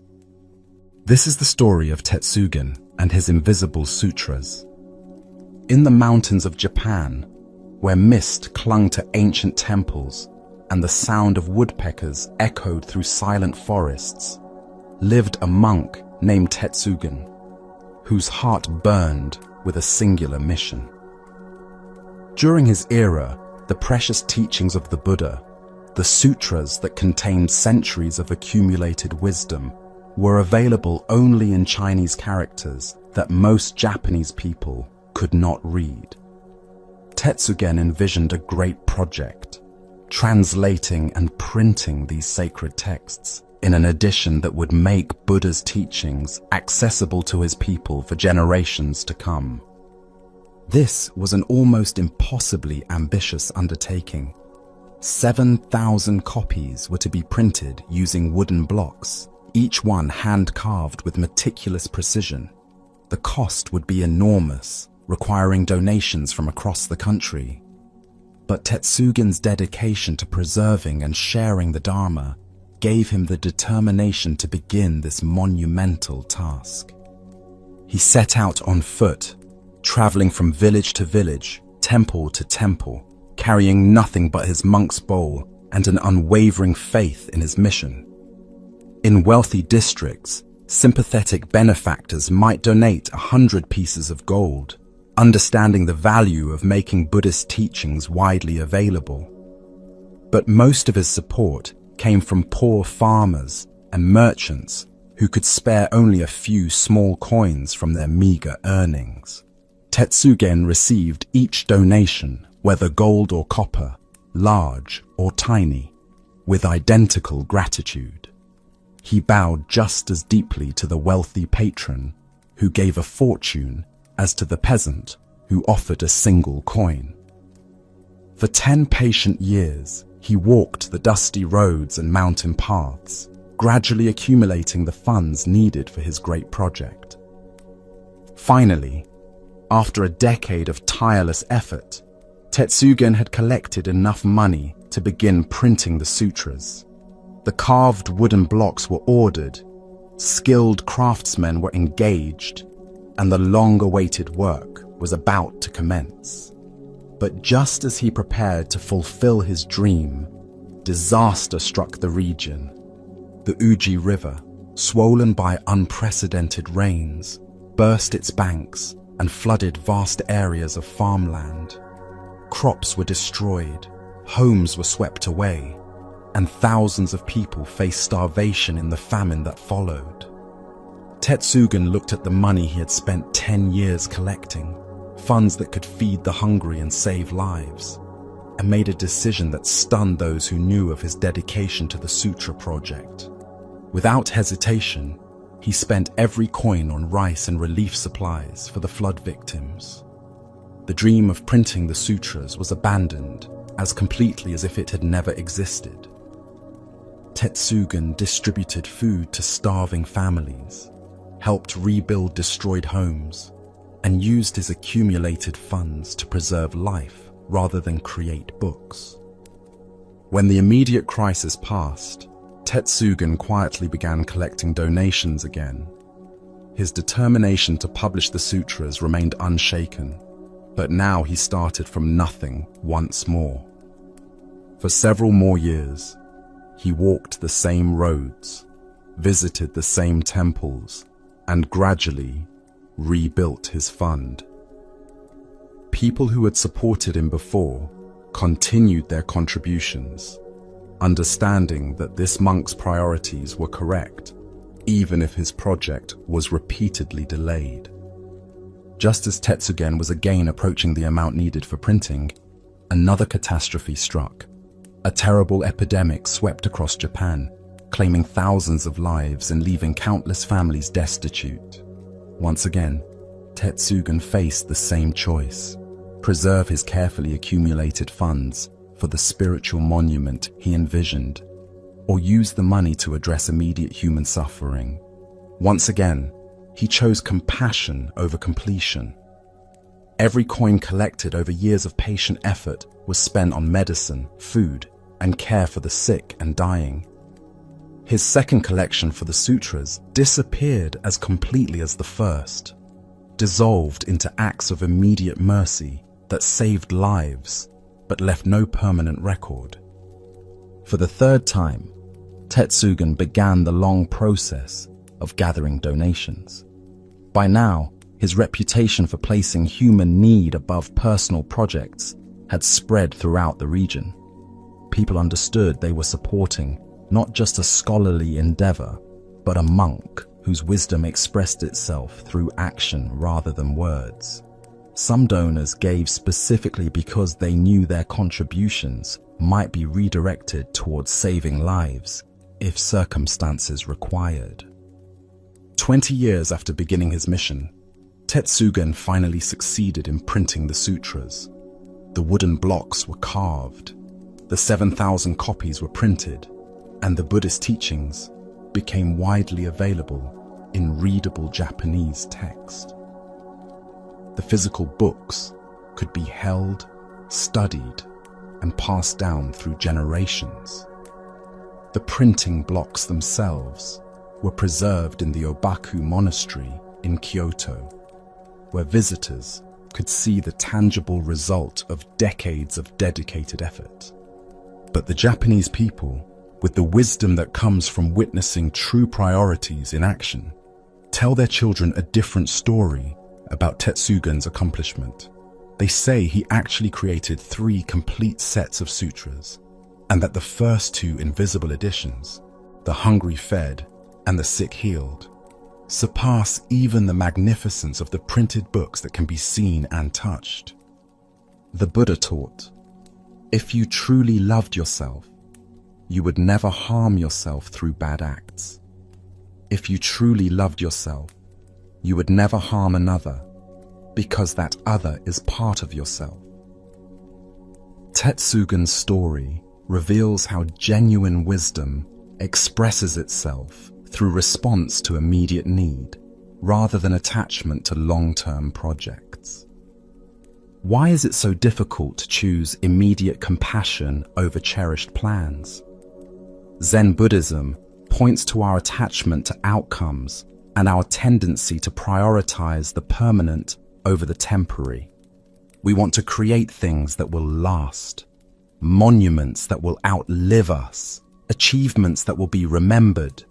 But Tetsugen's invisible sutras teach us that the most profound creations may be acts of service that leave no trace except in the lives they touch. Consider how this teaching applies to daily choices between personal goals and opportunities to serve. Perhaps you've been saving money for something special when a friend faces financial crisis. Maybe you've planned a perfect evening when your child needs unexpected attention.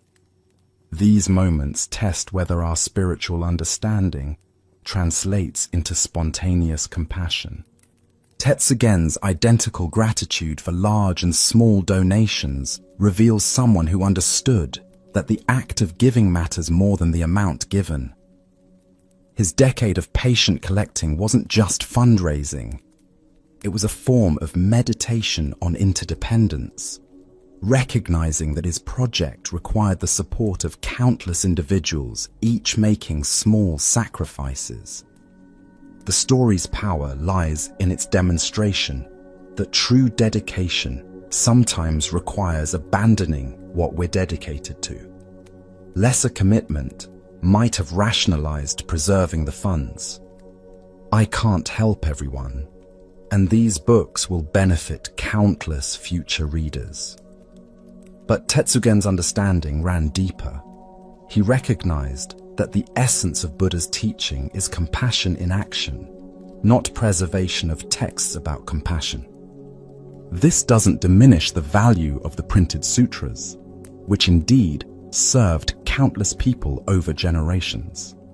Rather, it reveals the hierarchy of values that guided Tetsugen's choices. When faced with conflict between abstract good and immediate need, he consistently chose the concrete opportunity to alleviate suffering. The metaphor of invisible sutras suggests that some of our most important teachings are written not in books, but in acts of kindness that ripple through countless lives.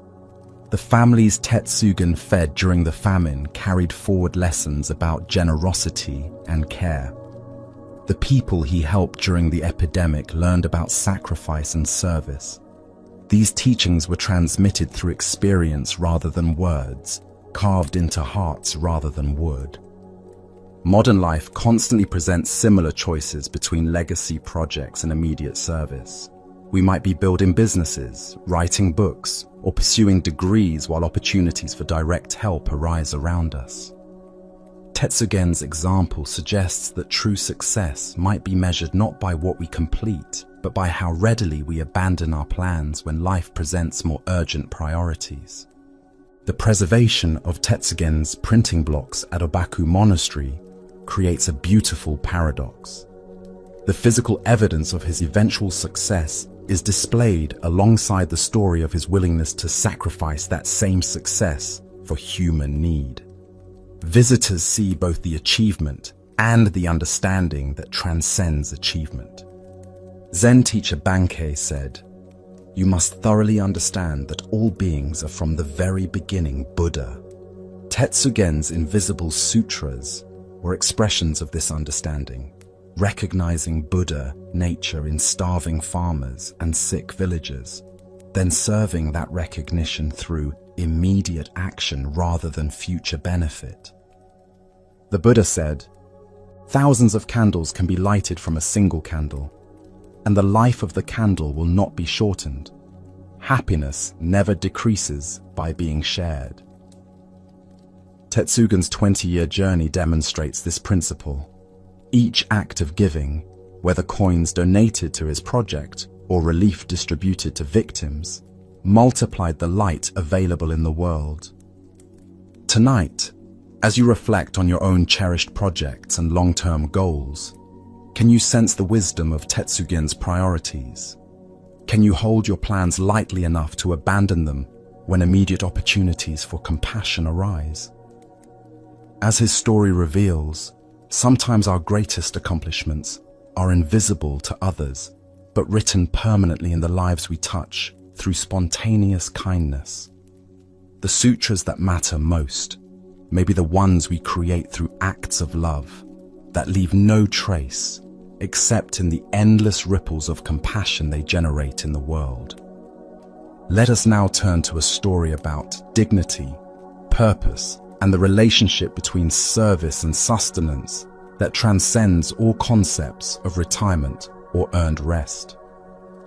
This is the story of Master Hayakujo and his unwavering commitment to useful work. In the mountains of China, where morning mist wound through terraced gardens and the sound of rakes on gravel marked the rhythm of monastery life, lived Master Hayakujo, a teacher whose wisdom was matched only by his dedication to physical labor. Even at the advanced age of 80, when most people would have long since retired to a life of contemplation and rest, this remarkable teacher could be found each day working alongside his students. His bent figure moved through the monastery grounds with surprising energy, trimming bushes with careful precision, sweeping pathways until they were spotless, and pruning fruit trees with the attention of someone who understood that each cut affected the tree's entire future. His weathered hands, marked by decades of such work, moved with the skill that comes only from treating every task as a form of meditation. The younger monks watched their elderly master with a mixture of admiration and concern. They could see how his movements had slowed over the years, how he occasionally paused to rest his back, how the tools seemed heavier in his aged hands. Their respect for him was boundless, but their compassion made them worry about his insistence on continuing such demanding physical work. "Master," they would say gently, "surely you have earned the right to rest. You have taught us well, and we are capable of maintaining the grounds ourselves. Please, allow us to serve you as you have served the Dharma all these years." But Hayakujo would smile and return to his work, seeming not to hear their well-intentioned suggestions. Day after day, this pattern continued, the students expressing concern, the master continuing his labor as if their words carried no weight at all. Finally, the disciples decided to take matters into their own hands. One evening, after Hayakujo had finished his daily work and retired to his quarters, they carefully gathered all his tools, his rake, his pruning shears, his broom, his hoe, and hid them away where they thought he would never find them. The next morning, when Hayakujo emerged for his usual routine, he discovered his tools were missing. He searched the places where he normally kept them, looked in the tool shed, checked the garden storage areas. Finding nothing, he sat quietly for a time, contemplating this unexpected development. That day, for the first time in decades, Hayakujo did not work in the gardens, and remarkably, he also did not eat. When meal times came, he remained in his quarters while the other monks gathered for their communal meals. The students assumed he was perhaps resting or engaged in special meditation practice. The second day brought the same pattern. Hayakujo searched briefly for his tools, found them still missing, and again abstained from both work and food. The disciples began to feel somewhat uneasy, but they told themselves their master would soon adapt to this enforced rest and begin eating normally again. By the third day, when Hayakujo had still not eaten a single meal, the students were growing genuinely alarmed. Their teacher was not a young man, and 3 days without food at his age could be dangerous. They gathered to discuss what they should do. "Perhaps he is angry with us for hiding his tools," one suggested thoughtfully. "He has never shown anger before," another replied, "but this behavior is certainly unusual." "Maybe this is his way of protesting our interference," offered a third. "We thought we were protecting him, but perhaps we have insulted his sense of purpose." As they debated, their concern deepened.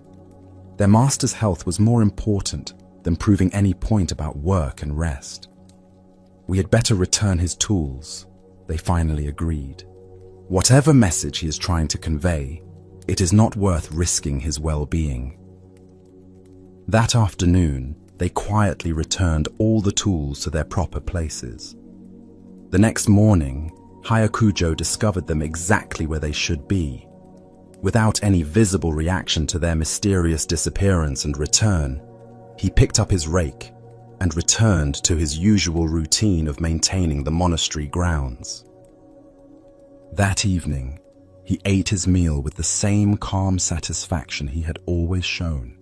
After the meal was finished and the dishes cleared, he gathered his students around him for an evening teaching. "My dear disciples," he said with gentle authority, "I understand your concern for my welfare, and I appreciate the love that motivated your actions. But you must understand a fundamental principle that governs all of existence: no work, no food." He continued with the patient tone of someone explaining a natural law as basic as gravity. This is not a rule imposed by human convention or institutional policy. It is the very structure of reality itself. Every creature in nature understands this principle instinctively. The bird that does not search for food does not eat. The tree that does not extend its roots toward water does not drink. The person who does not contribute to the continuation of life does not deserve to partake in its sustenance. The students listened with growing understanding as their master elaborated. You see my age and think I have earned the right to be supported by others' efforts. But earning is not something that happens once and then entitles us to perpetual benefits. Earning happens fresh each day through whatever contribution we can make to the welfare of our community and the world. The Buddha taught, work out your salvation with diligence. Hyakujo's refusal to eat without working demonstrates how spiritual understanding expresses itself through engaged participation in life rather than withdrawal from responsibility. Why do we often assume that age, achievement, or wisdom should exempt us from useful labor? Zen Buddhism points to our misconceptions about the relationship between value and productivity, our tendency to view work as burden rather than opportunity for service. Hyakujo's story reveals work as a form of spiritual practice that maintains our connection to the fundamental rhythms of existence. The student's well-intentioned interference represents how misguided compassion can actually harm those we're trying to help. By attempting to spare their master from physical effort, they were unknowingly trying to separate him from what gave his life meaning and dignity. Their love was genuine, but their understanding was incomplete. Consider how this pattern shows up in your own relationships with aging parents, struggling friends, or anyone you perceive as needing protection from life's demands. Sometimes our desire to help actually diminishes others' sense of purpose and contribution. The most compassionate response might be finding ways for people to remain useful rather than assuming they need to be sheltered from responsibility. Hyakujo's principle of no work, no food doesn't advocate harsh capitalism or ignore legitimate needs for support. Rather, it points to the psychological and spiritual importance of feeling useful, of contributing something valuable to the continuation of life. Even when physical capacity diminishes, the human need to serve and create value remains essential to well-being. The Master's 3-day fast was not punishment or manipulation, but demonstration of a natural law he had discovered through decades of practice. When we lose our connection to useful work, whether through retirement, illness, or well-meaning protection, something vital dies within us. Food becomes mere consumption rather than the fuel that sustains our service. Modern research confirms what Hyakujo understood intuitively.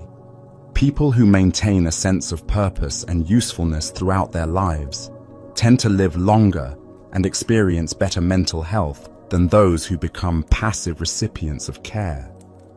The human spirit requires the dignity that comes from contributing rather than just consuming.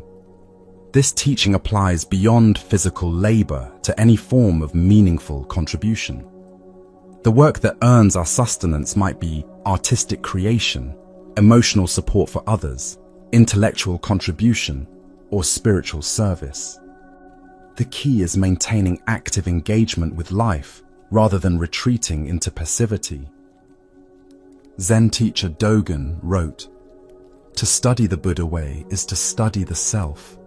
To study the self is to forget the self. To forget the self is to be actualized by myriad things." Hyakujo's daily labor was this forgetting of self, losing personal concerns in service to the monastery's needs and the larger rhythms of seasonal maintenance. The story also reveals the difference between chronological age and spiritual vitality. At 80, Hyakujo remained fully alive because he continued to engage with life's demands rather than withdrawing into the role of respected elder who deserves care without contribution. His physical frailty didn't exempt him from the universal requirement to earn his place through service. The student's hiding of the tools represents our broader cultural tendency to segregate people by age and capacity rather than finding ways for everyone to contribute according to their abilities. A more wise approach might have been helping their master find sustainable ways to continue working, rather than trying to eliminate work from his life entirely. The Buddha said, "Mindfulness is the path to the deathless. Heedlessness is the path to death." Hayakujo's insistence on daily work was a form of mindfulness, staying present to the needs around him, rather than becoming lost in concepts about what someone his age should or shouldn't do. Tonight, as you consider your own relationship to work and contribution, can you sense the wisdom in Hayakujo's unwavering commitment?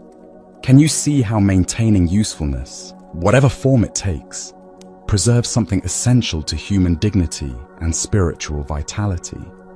As his story reveals, the most nourishing food is that which we earn through service, and the most meaningful rest is that which follows genuine contribution to the welfare of others. Let us continue on our journey. Our next story is about resourcefulness, acceptance, and how creative thinking can transform disaster into opportunity for deeper teaching. This is the story of young Ikkyu and the cup that was destined to die. In a mountain temple, where the morning light filtered through paper screens and cast gentle shadows on polished wooden floors, a remarkable young student named Ikkyu studied under a master known for his wisdom and his attachment to beautiful objects. Among the teacher's most prized possessions was an ancient teacup of extraordinary beauty and rarity, a piece so precious that it had been passed down through generations of tea masters, its delicate porcelain bearing the mark of a legendary craftsman from centuries past.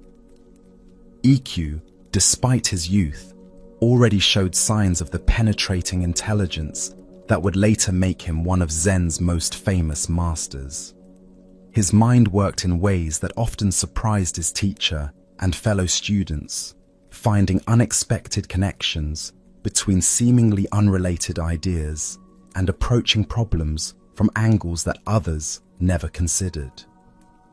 One afternoon, while his master was away attending to temple business, Ikkyu was quietly cleaning the tea room where the precious cup was displayed.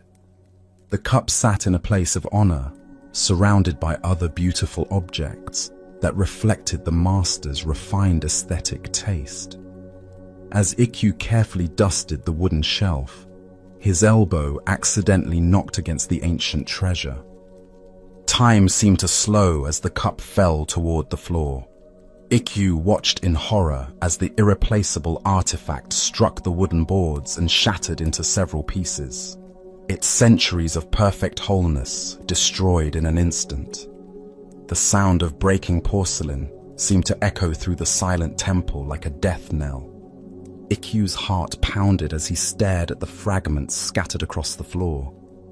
This was not merely a broken object, but a piece of history, an artwork that could never be replaced or repaired. He knew his master treasured this cup above all his other possessions, often spending long minutes simply contemplating its perfect form and the skill of its long-dead creator. As the boy contemplated the magnitude of his accident, he heard the familiar sound of his master's footsteps approaching along the wooden corridor. There was no time to hide the evidence, no way to undo what had happened, no excuse that could make this disaster acceptable. In a moment of quick thinking born from desperation, Ikkyu gathered the fragments and concealed them behind his back just as his teacher entered the room. The master noticed immediately that something was amiss. Ikkyu's posture was unnaturally stiff. His expression carried an unusual tension, and there was something almost theatrical about the way he positioned himself in the center of the room. "Ikkyu," the master said gently, sensing his student's distress, "is everything well?" Instead of confessing immediately, Ikkyu looked up at his teacher with the serious expression of someone pondering life's deepest mysteries. "Master," he said with carefully studied innocence, "I have been thinking about something that troubles me greatly. Why do people have to die?" The master, touched by what he perceived as his young student's philosophical concern, set down his belongings and gave his full attention to this important question. "This is natural," he explained with the patient kindness of a teacher addressing a fundamental spiritual inquiry. "Everything that exists has to die and has just so long to live. This is the way of all things: birth, growth, decline, and death. Nothing in this world of forms can escape this cycle." "I see." Ikkyu nodded thoughtfully, as if his master's words were helping him understand something profound about the nature of existence. Then, with perfect timing, he produced the fragments of the shattered teacup from behind his back. "It was time for your cup to die," he announced matter-of-factly, presenting the pieces with the same ceremonial gravity his master might use when serving tea from that very cup. For a moment, the master stood in stunned silence, staring at the remains of his precious possession. Then, slowly, a smile began to spread across his face, growing into delighted laughter that filled the tea room with unexpected joy. In that instant, he recognized the brilliance of his student's response, not merely as a clever way to avoid punishment, but as a genuine teaching about impermanence that cuts straight to the heart of Buddhist understanding. The Buddha taught, all conditioned things are impermanent. When you see this, you are above sorrow. Ikkyu's response demonstrates how accepting impermanence can transform disaster into wisdom. Why do we suffer so much when precious things are lost or broken? Zen Buddhism points to our attachment to permanence in a world where everything is constantly changing. We invest objects with special meaning and then suffer when the natural process of decay and destruction touches them. Ikkyu's reframe helped his master see this attachment clearly. The young student's quick thinking reveals more than mere cleverness. It shows understanding of a fundamental spiritual principle. By connecting his accident to his master's own teaching about the universality of death, Ikkyu demonstrated that intellectual understanding means nothing unless we can apply it to immediate circumstances. Consider how often we accept spiritual teachings intellectually while remaining emotionally attached to their implications. We might agree that all things are impermanent while still feeling devastated when our car is damaged, our phone is lost, or our plans are disrupted. Ikkyu's response challenges this selective application of wisdom. The master's laughter reveals recognition of his own inconsistency. He could teach about impermanence and death when discussing abstract philosophy, but when faced with the actual destruction of something he valued, his initial reaction was likely shock and attachment. His student had shown him this blind spot with perfect directness. This story also illustrates how creative reframing can transform our relationship to unwanted events. Instead of seeing the broken cup as a tragedy requiring apology and shame, Ikkyu saw it as an opportunity to demonstrate understanding. The same facts, a precious object destroyed, became either disaster or teaching depending on the frame of interpretation. Modern psychology confirms what Ikkyu intuited. Our suffering comes not from events themselves, but from our interpretation of those events. A broken cup is just a broken cup until we add layers of meaning about loss, carelessness, disrespect, or irreplaceable value. When we change the story, we change the emotional impact. The timing of Ikkyu's approach was crucial. By asking about death before revealing the broken cup, he prepared his master's mind to receive the lesson he was about to demonstrate. This shows sophisticated understanding of how teaching works. not through force or argument, but through creating the right conditions for recognition. Zen teacher Huangpo said, "The foolish reject what they see, not what they think. The wise reject what they think, not what they see." The master initially thought his way into attachment to the cup's permanence, but Ikkyu helped him see the simple reality of its impermanent nature. The story doesn't diminish the cup's beauty or value, but places them in proper context. Precious things deserve appreciation and care, but they don't deserve the kind of attachment that creates suffering when they inevitably break, wear out, or disappear. True appreciation might actually increase when we fully accept impermanence. Ikkyu's response also demonstrates how accidents can become teachers. Instead of viewing his clumsiness as a mistake requiring cover-up, he saw it as an opportunity to explore how spiritual principles apply to real situations. This transforms every mishap into potential wisdom. The master's immediate laughter suggests he recognized something deeper than just clever excuse-making. He saw his student embodying the very teaching he had been trying to transmit, that accepting impermanence leads to freedom rather than sorrow. The broken cup became a more powerful teaching tool than it ever was as a perfect object. The Buddha said, "Pain is certain, suffering is optional." The cup's breaking was inevitable. If not today, then eventually. But suffering over its loss was a choice that could be transformed through right understanding. Ikkyu showed his master how to choose wisdom over sorrow. Tonight, as you consider areas where you might be clinging to things that are destined to change or end, can you find Ikkyu's wisdom? Can you see how accepting the timing of natural endings might bring peace rather than resistance?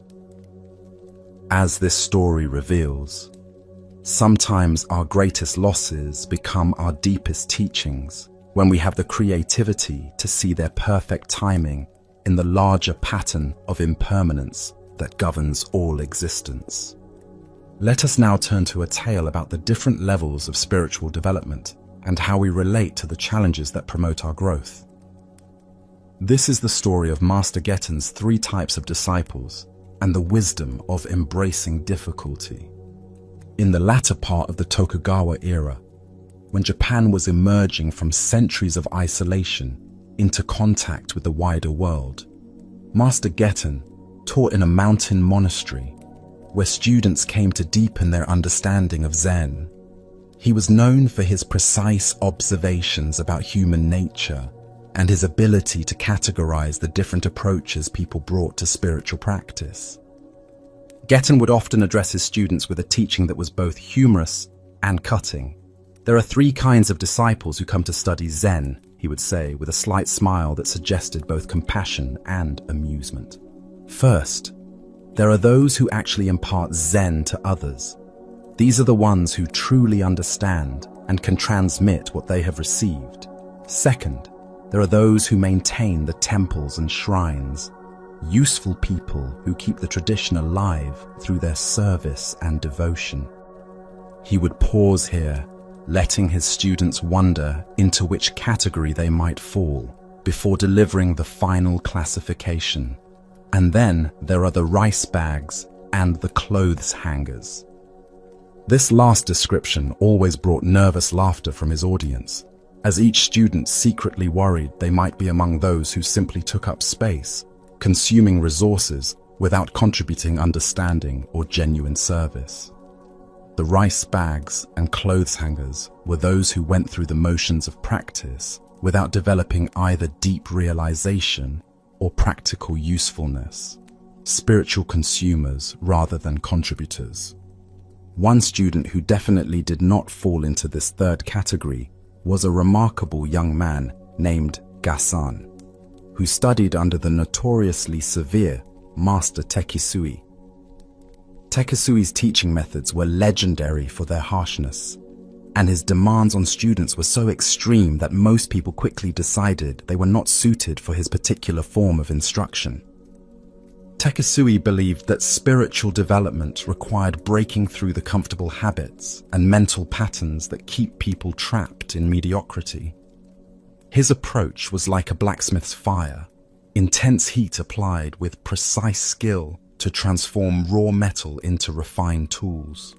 Students who came to him expecting gentle encouragement and supportive guidance usually fled within days or weeks.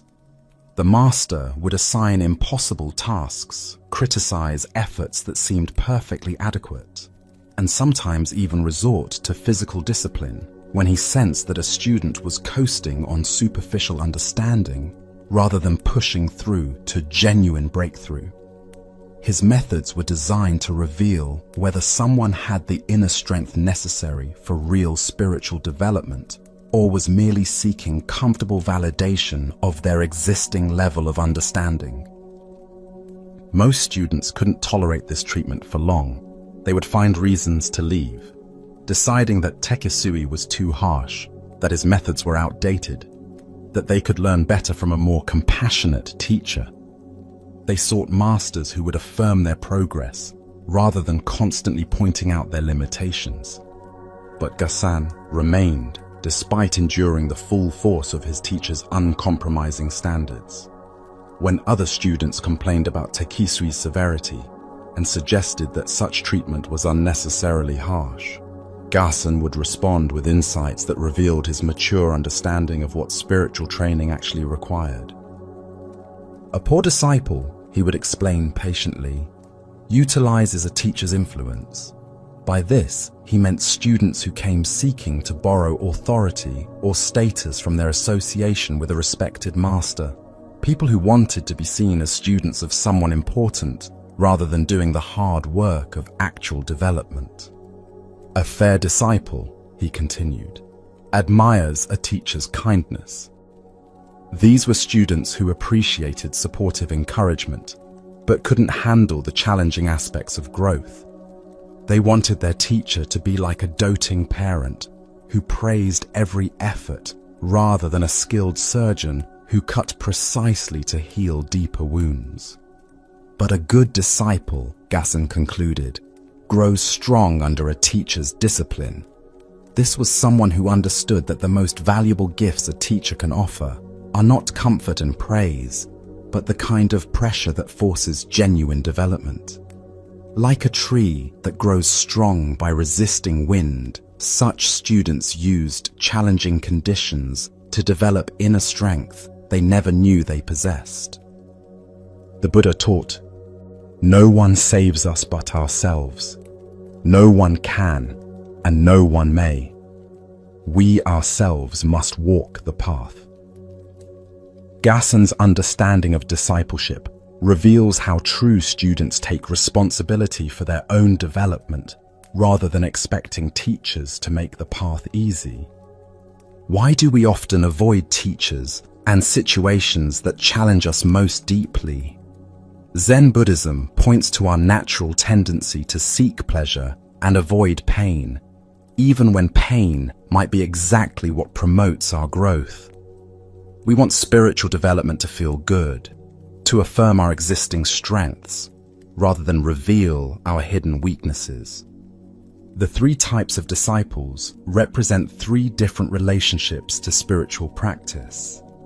The first type, those who can transmit Zen to others, have developed genuine understanding that enables them to serve as teachers themselves. They have moved beyond receiving to giving, beyond learning to teaching, beyond personal development to helping others develop. The second type, those who maintain temples and shrines, may not have achieved the deepest realization, but they contribute essential service that keeps spiritual traditions alive. They understand that practice requires infrastructure, that wisdom needs institutional support, that someone must handle the practical details that allow others to focus on inner development. The third type, the rice bags and clothes hangers, represent those who consume without contributing, who participate without really engaging, who go through motions without allowing themselves to be transformed. They take up space in spiritual communities without adding value or demonstrating genuine growth. Gasan's willingness to endure Tekisui's harsh methods reveals someone who understood that the most valuable learning often happens at the edge of our comfort zone. While other students protected themselves from discomfort by leaving, he remained available to whatever his teacher felt he needed, trusting that the discomfort itself might be the medicine his development required. Consider how this applies to your own approach to growth and learning. Do you seek teachers in situations that affirm your existing level of understanding? Or are you willing to engage with influences that challenge and stretch you? Do you prefer environments that feel comfortable, or can you appreciate the value of appropriate pressure? The story doesn't advocate accepting abuse or harmful treatment. There's a crucial difference between skillful challenge and destructive harshness. But it does suggest that we often avoid exactly the kinds of experiences that would promote our deepest development.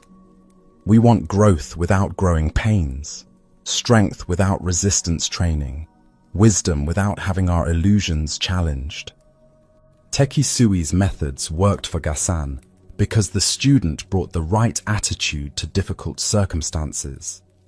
Instead of viewing his teacher's severity as something to endure or escape, he saw it as precisely the kind of training his development required. This transformed potential suffering into actual strengthening. Modern psychology confirms this ancient wisdom.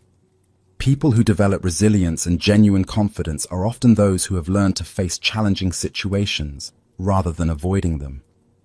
The capacity to remain engaged with difficulty, whether in relationships, work, or spiritual practice, becomes a crucial life skill. The Buddha said, "The mind is everything. What you think, you become." Gasan's thoughts about his challenging training experience transformed it from obstacle into opportunity. The same harsh treatment that drove other students away became the means of his strengthening. Getton's categories invite self-examination. Which type of disciple am I? Do I contribute understanding that benefits others? Do I serve the continuation of wisdom through practical support?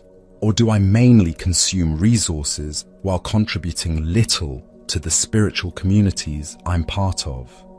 The story also suggests that the quality of our discipleship affects the quality of teaching we receive. Teachers naturally invest more energy in students who demonstrate genuine commitment and willingness to be challenged. Those who seek only comfort and affirmation may receive exactly that, but miss the deeper teachings that require courage to receive. Tonight, as you reflect on your own relationship to difficulty and challenge, can you sense the wisdom in Gasan's approach? Can you find areas where avoiding discomfort might actually be avoiding growth?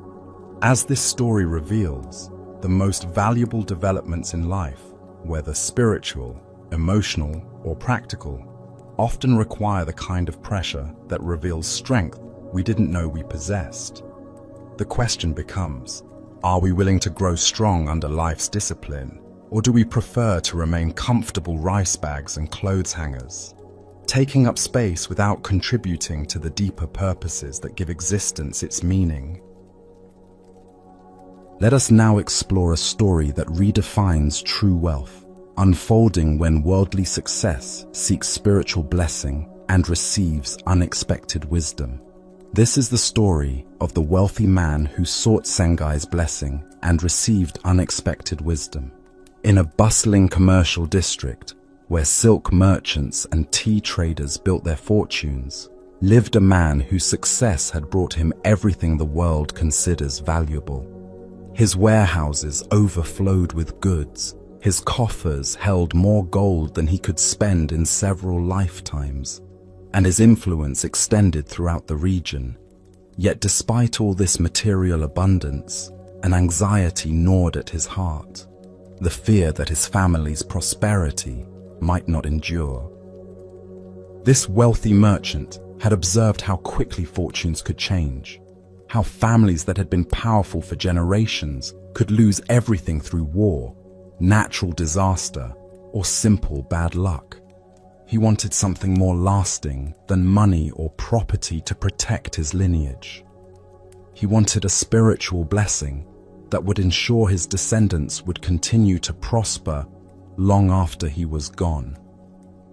Having heard of Master Sengai's wisdom and reputation for writing auspicious calligraphy, the merchant approached the old teacher with his request. He arrived at the modest temple carrying expensive gifts and wearing his finest robes, eager to commission something that would become a treasured family heirloom. "Master Sengai," he said, with the respectful bow of someone accustomed to purchasing what he needed, "I would like you to write something profound for the continued prosperity of my family. Something that will be treasured from generation to generation, ensuring good fortune for my children and their children after them."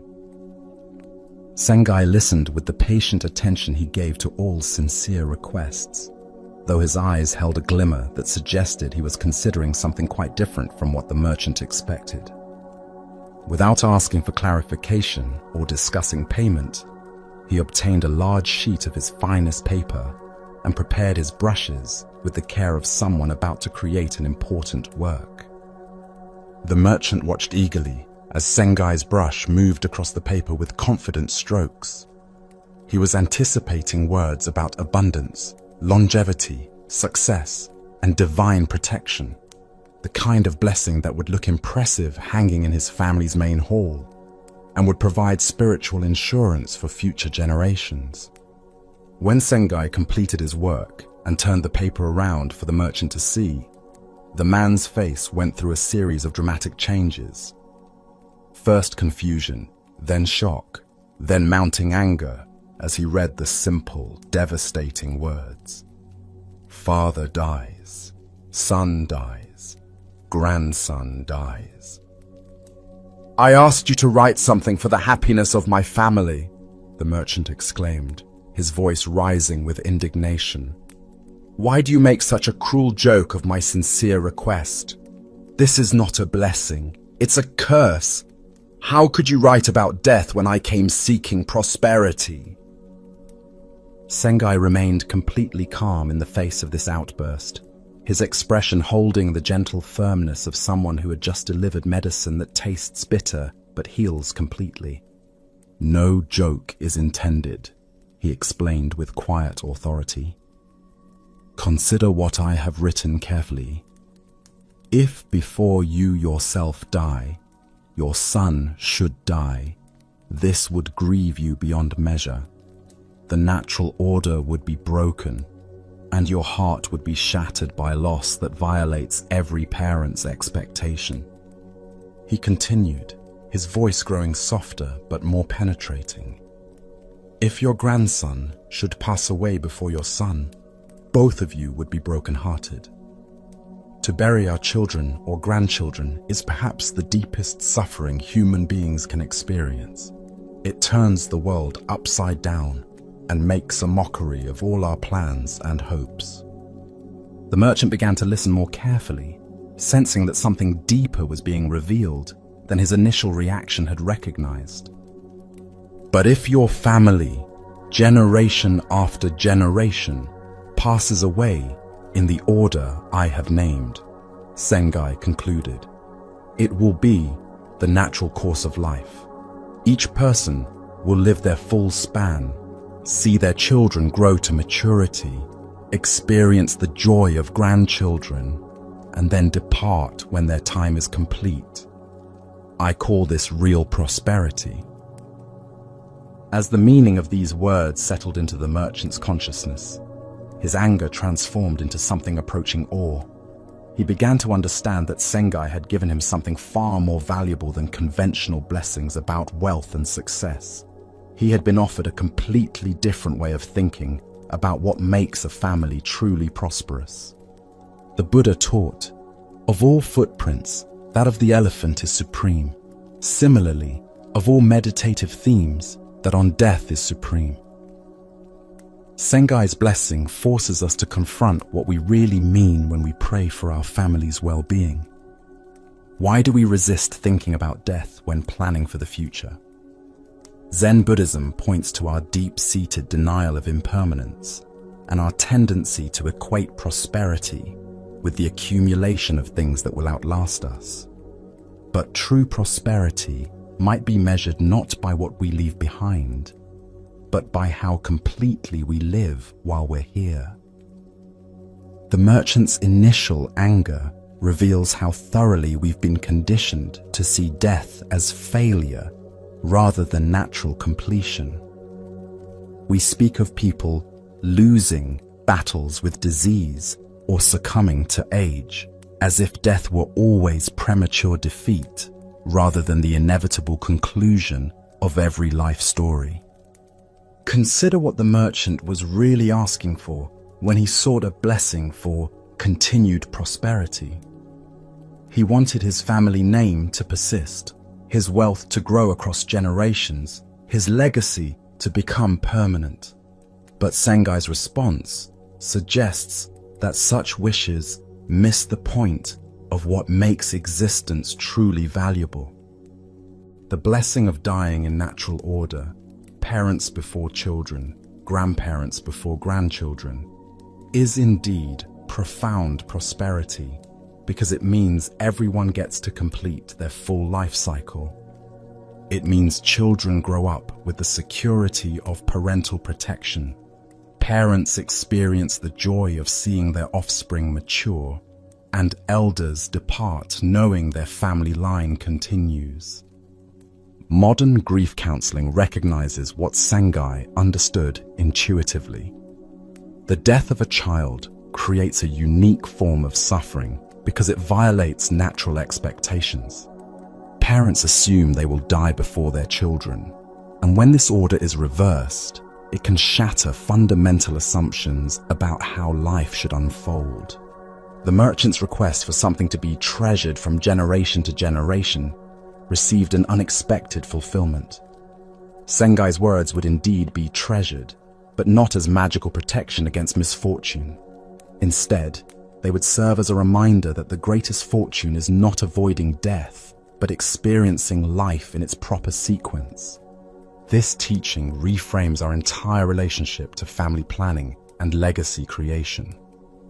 Instead of trying to ensure our descendants will be wealthy, famous, or powerful, we might focus on helping them live fully and love deeply while they're here. Instead of building monuments to our permanence, we might concentrate on creating meaningful relationships that honor the temporary nature of our time together. Zen teacher Dogen wrote, "Time is not separate from you, and as you are present, time does not go away." Real prosperity exists in the present moment's fullness rather than in future security. The merchant was seeking to control time through spiritual insurance, but Sengai pointed him toward accepting time's natural flow. The story also reveals how wisdom often comes disguised as what we least want to hear. The merchant wanted comforting words about endless good fortune, but received challenging truth about mortality's gift. True teachers give us what we need, rather than what we think we want. Sengai's blessing doesn't ignore the reality of suffering. Parents still grieve when elderly parents die, even when death comes at the expected time. But it distinguishes between grief that works with life's natural rhythm and suffering that fights against it. The first can be met with acceptance and even gratitude. The second creates additional layers of resistance and bitterness. The Buddha said, "Better than 1,000 hollow words is one word that brings peace." Sengai's apparently harsh blessing brings profound peace to anyone who truly understands its meaning. It offers liberation from the impossible task of preventing loss and redirects attention toward appreciating what we have while we have it. Tonight, as you consider your own wishes for your family's future, can you find the wisdom in Sengai's blessing? Can you shift from trying to prevent loss to celebrating the natural cycles that allow each generation to flourish in its proper time? As this story reveals, real prosperity isn't measured by what endures forever, but by how completely we live and love within the beautiful, temporary spans we're given. Our next story reveals the love that lets go, witnessed at the bedside of a dying master, where compassion expresses itself through brutal honesty. This is the story of Gassan's farewell to his dying teacher. In a mountain monastery, where the changing seasons marked the passage of years and the sound of bells measured the rhythm of contemplative life, Master Tekisui lay dying. For decades, this formidable teacher had shaped countless students through his uncompromising approach to Zen training, demanding nothing less than complete awakening from those who came to study under him. 3 days before what would be his final breath, Tekisui was confined to his simple bed, his body finally surrendering to the illness that had been slowly claiming him for months. Despite his physical weakness, his mind remained sharp as ever, still concerned with the practical matters that would ensure his teaching lineage continued after his death. At his bedside sat Gassan, the student he had chosen as his successor after years of rigorous testing. The relationship between these two men had been forged through countless encounters where Tekisui's harsh demands had gradually transformed Gassan from an eager but superficial seeker into someone capable of carrying forward authentic Zen teaching. Recently, a fire had destroyed one of the temples in their network, and Gassan had been working tirelessly to organize the rebuilding effort. Despite his teacher's declining health, the practical work of reconstruction continued. Lumber had to be ordered, craftsmen hired, funds raised, and countless details coordinated to restore the sacred space where future students would come to practice.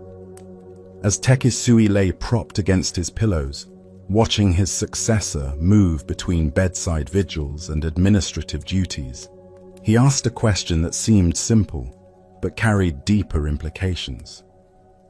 What are you going to do when you get the temple rebuilt? Gassan responded with the natural assumption that his teacher would recover enough to participate in the temple's reopening. When your sickness is over, we want you to speak there. The community is looking forward to hearing your teachings in the new hall. But Tekisui had been living with the reality of his approaching death for weeks, feeling his strength ebb each day and recognizing the signs that medical treatments could no longer ignore. His question hadn't been about planning future activities, but about testing whether his successor could face reality without comforting illusions. "Suppose I do not live until then?" he asked, his voice carrying the matter-of-fact tone of someone who had long since accepted what others still hoped to avoid. Gassan's response was immediate and practical. "Then we will get someone else." There was no dramatic emotion in his voice, no desperate denial of the possibility, no attempt to reassure his teacher that such thoughts were premature. He simply acknowledged that if Tekisui died, the temple would still need someone to provide the opening ceremony, and arrangements would be made accordingly. Tekisui pressed further, perhaps testing whether his student truly understood the challenges of maintaining a teaching lineage. "Suppose you cannot find anyone suitable?" Instead of the elaborate contingency plans or worried speculation that might be expected, Gassan's response was swift and decisive. His voice rose as he spoke with the authority of someone who had learned his teacher's lessons well. "Don't ask such foolish questions. Just go to sleep." The words hung in the air between teacher and student, carrying a weight that went far beyond their surface meaning. In that moment, roles seemed to reverse. The dying master receiving direction from his successor, the student telling the teacher to stop worrying about problems that hadn't yet arisen. Tekisui smiled as he heard these words, recognizing in them the very spirit he had spent years cultivating in his chosen heir. This was not disrespect or callousness, but the deepest form of care, love expressed through refusal to enable unnecessary suffering. The Buddha taught, "The past is gone. The future is not yet here. If we do not take care of the present moment, we miss our appointment with life." Gasan's response demonstrates how genuine presence sometimes requires cutting through anxiety about hypothetical futures. Why do we often mistake worry for caring and mistake acceptance for callousness? Zen Buddhism points to our tendency to confuse emotional drama with genuine concern. Tekisui's questions about future contingencies weren't helping anyone. They were simply expressions of anxiety about letting go of control. Gasan's seemingly harsh response reveals someone who had learned to distinguish between useful planning and useless fretting. His teacher was dying, and spending these precious final days worrying about problems that might never arise was a waste of the limited time they had together. Consider how often we engage in similar patterns in our own relationships. When someone we love is facing difficulty, we might exhaust ourselves and them by endlessly discussing worst-case scenarios, instead of simply being present to what's actually happening now. Our anxiety masquerades as helpfulness, but it often creates additional burden for those who are already struggling. Gasan's instruction to just go to sleep contained multiple layers of meaning. On the surface, it was practical advice for a sick man who needed rest. More deeply, it was instruction to stop the mental activity that was preventing peaceful acceptance of his condition. Most profoundly, it was permission to let go of responsibilities that would continue being handled by others. The relationship between these two men had been built on Tekisui's refusal to coddle his students or protect them from difficult truths. Now, in his final days, Gasan was returning this gift by refusing to coddle his teacher's anxieties about the future. This wasn't abandonment, but the deepest form of respect, treating Tekisui as someone capable of facing death without requiring false reassurance. Modern hospice care recognizes similar principles. Dying people often need permission to stop worrying about how others will manage without them. Family members who can honestly say, "We'll be okay, you can let go," often provide more comfort than those who desperately insist everything will be fine if the person just keeps fighting. Tekisui's testing questions revealed a teacher's natural concern about whether his life's work would continue, but they also showed the mind's tendency to avoid present reality by focusing on future problems. Gasan's responses demonstrated that he had internalized his teacher's most important lesson: face what's actually happening, rather than creating additional suffering through mental elaboration. The story also illustrates how true spiritual succession involves not just inheriting authority, but embodying the essential spirit of the teaching. Gasan had learned to apply his master's uncompromising honesty even to his master himself, showing that he understood the principle behind the method rather than just mimicking external behaviors. Zen teacher Linji said, "There is nothing special to do, just be ordinary." Gasan's ordinary response to extraordinary circumstances, practical planning combined with refusal to enable unnecessary anxiety, demonstrated deep understanding of how enlightened mind operates in daily life. The reversal of roles in this story points to something essential about genuine relationships. When we truly care for someone, we serve their highest good rather than their immediate comfort. Gassan's rudeness was actually profound kindness. The gift of treating his dying teacher as someone strong enough to face reality without protection. The Buddha said, "Attachment is the root of suffering." Takisui's questions revealed residual attachment to controlling outcomes even after death. Gassan's response was like a sword cutting through this attachment, freeing his teacher to focus on the present moment rather than hypothetical problems. Tonight, as you consider your own relationships with people facing difficulty or transition, can you sense the wisdom in Gassan's approach? Can you distinguish between worry that masquerades as caring and genuine presence that serves another's deepest needs? As this story reveals, sometimes the most loving thing we can do is refuse to participate in someone else's unnecessary suffering, even when they're expecting us to join them in their anxiety. True compassion sometimes requires the courage to say what needs to be heard, rather than what the other person wants to hear. Our final story reveals a profound truth about the difference between intellectual understanding and embodied realization, and how life has a way of testing whether our spiritual concepts can withstand the friction of actual experience. This is the story of Yamaoka Teshu and the bamboo pipe that shattered his philosophy. In the bustling capital city, where ambitious young students traveled from temple to temple seeking the most renowned teachers, Yamaoka Teshu had already acquired a reputation as a brilliant intellectual with penetrating insight into Buddhist philosophy.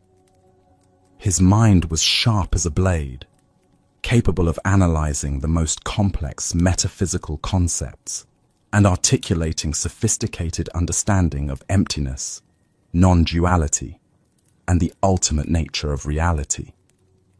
Teshu approached his spiritual education like a scholar collecting degrees, visiting one master after another to demonstrate his attainment and receive confirmation of his understanding.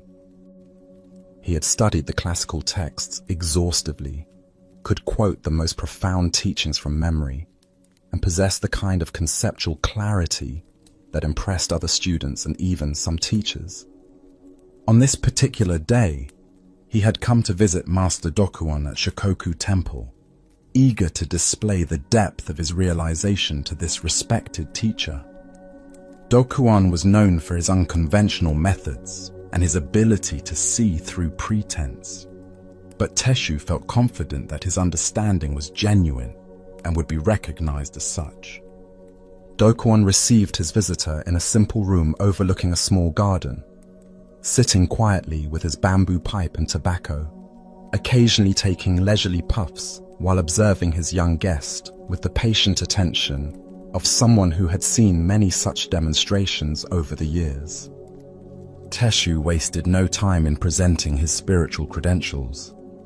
With the confidence of someone who had mastered complex philosophy, he began his recitation.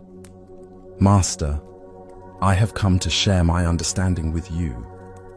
After extensive study and meditation, I have realized that the mind, Buddha, and sentient beings, after all, do not exist." He continued with growing enthusiasm, warming to his theme. "The true nature of phenomena is emptiness. There is no realization, no delusion, no sage, no mediocrity. There is no giving and nothing to be received." These were not random words, but precise quotations from advanced Zen teachings about the ultimate perspective where all distinctions dissolve into undifferentiated awareness.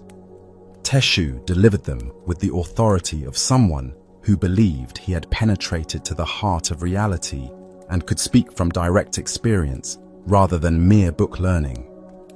Dokuan listened to this impressive display without comment, continuing to smoke his pipe with the same unhurried rhythm he had maintained before his visitor's arrival. His expression revealed nothing, neither approval nor disapproval, neither agreement nor argument.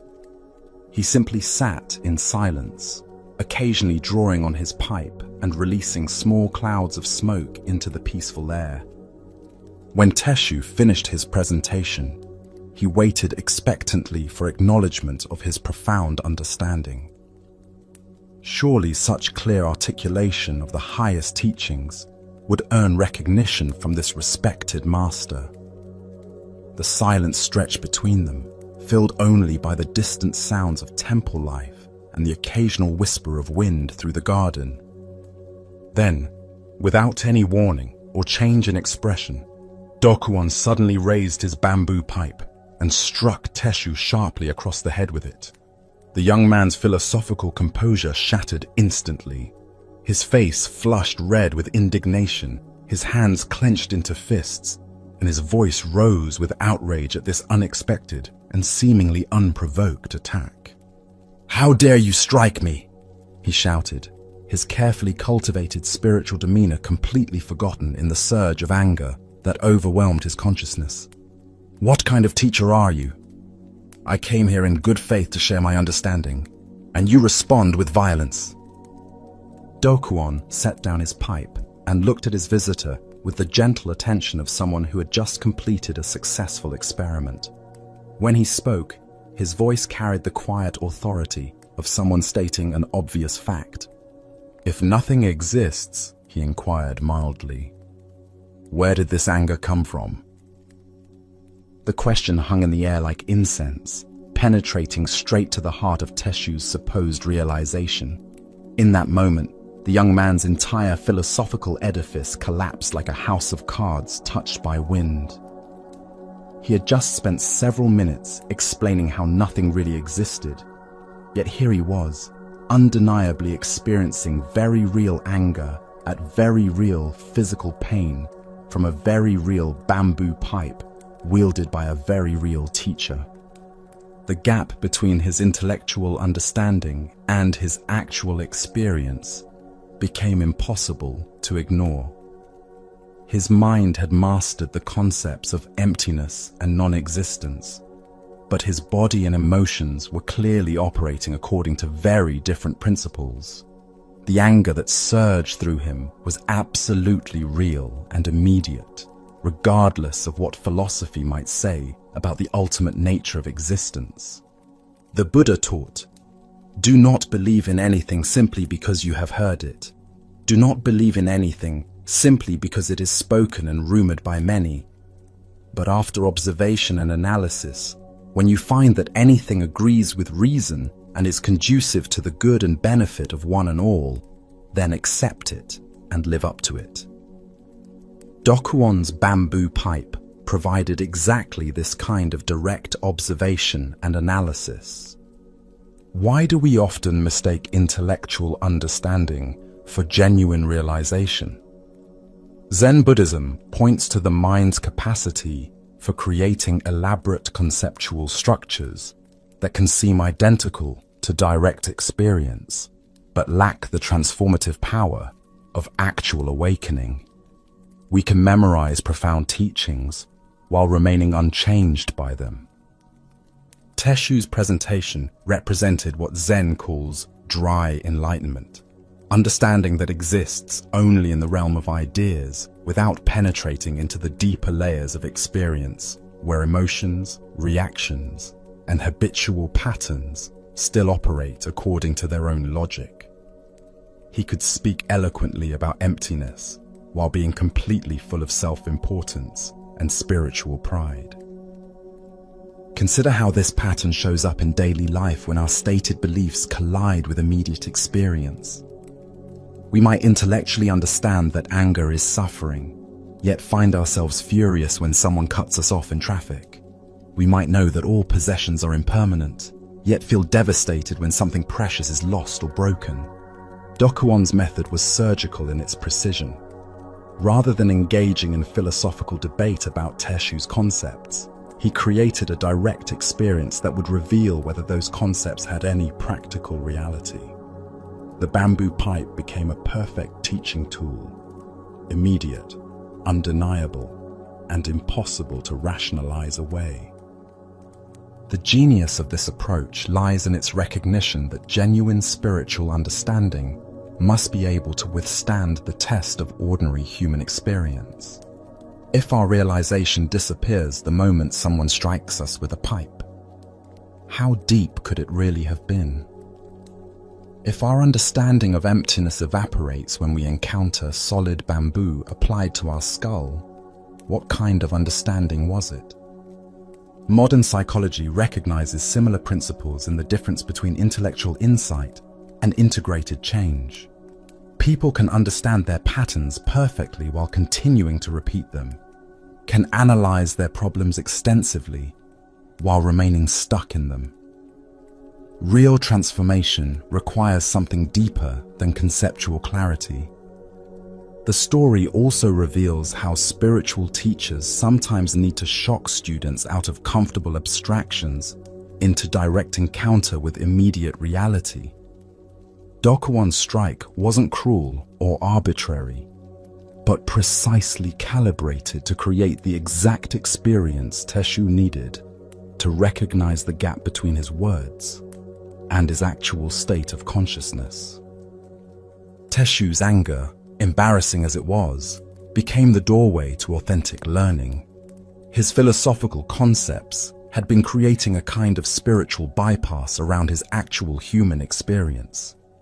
The bamboo pipe forced him to confront the reality of his emotional reactions and physical responses, which were operating according to very different principles than his intellectual understanding suggested.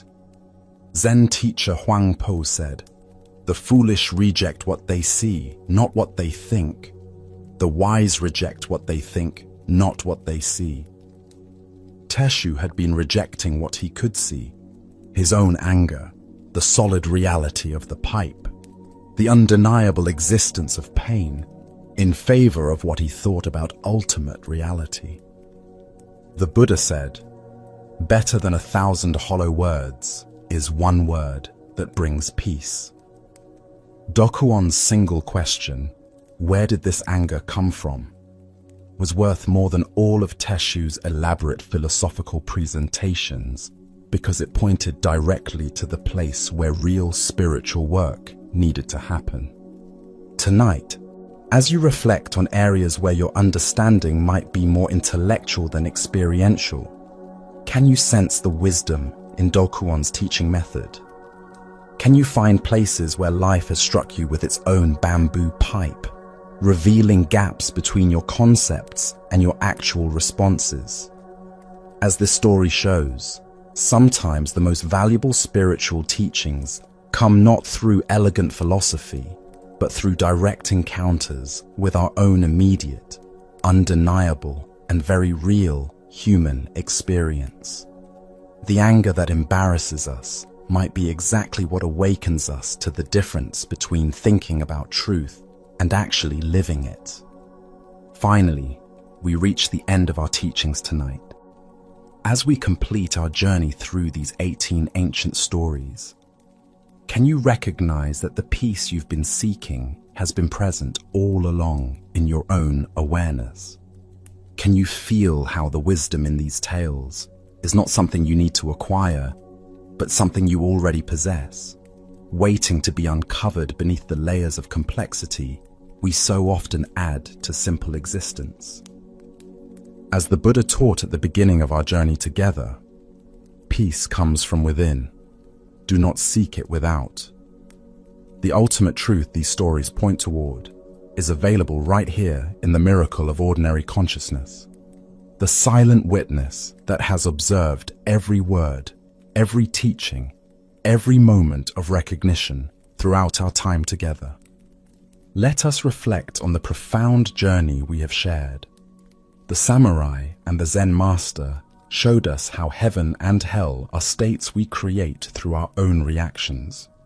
The questioning disciple learned that wisdom comes disguised as simple experiences, like watching dogs with complete presence. The farmer's lost cows revealed how happiness comes from having nothing to lose, because we found what cannot be taken away.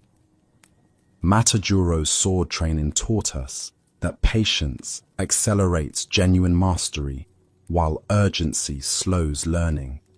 The ghost dissolved when faced with questions beyond guilt, showing how our minds create the demons that torment us. The 10 pilgrims discovered what we seek was never missing. We simply forgot to count ourselves among those already whole. Each story has been like a facet of a single diamond, reflecting the same essential light. What we seek through spiritual practice is actually the very awareness that is seeking right now. The Buddha taught, 3 things cannot remain hidden: the sun, the moon, and the truth. As you continue your path, may these truths remain with you, not as concepts to remember, but as invitations to recognize the peace, wisdom, and completeness that have never been absent from your immediate experience. May you carry these teachings like seeds that bloom into understanding in daily life. May you recognize the empty boats of projection and choose not to pursue them. May you taste the sword of present moment awareness that cuts through illusions of past and future. May you discover your own invisible sutras, written in acts of kindness that create endless ripples of compassion. Thank you for sharing this journey through ancient wisdom. May you rest deeply tonight, knowing the search is over because what you were seeking was never lost.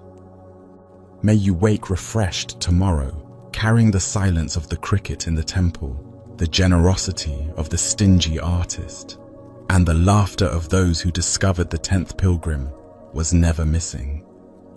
May you find in this very moment the peace that has always been yours, not as something to achieve, but as something to remember. May your heart settle into the stillness that needs no temple, the wholeness that requires no journey. May you rest in the gentle knowing that you are already home, already complete, already free. In the quiet space between thoughts, in the pause between breaths, may you discover the sanctuary you've been seeking was never anywhere but here.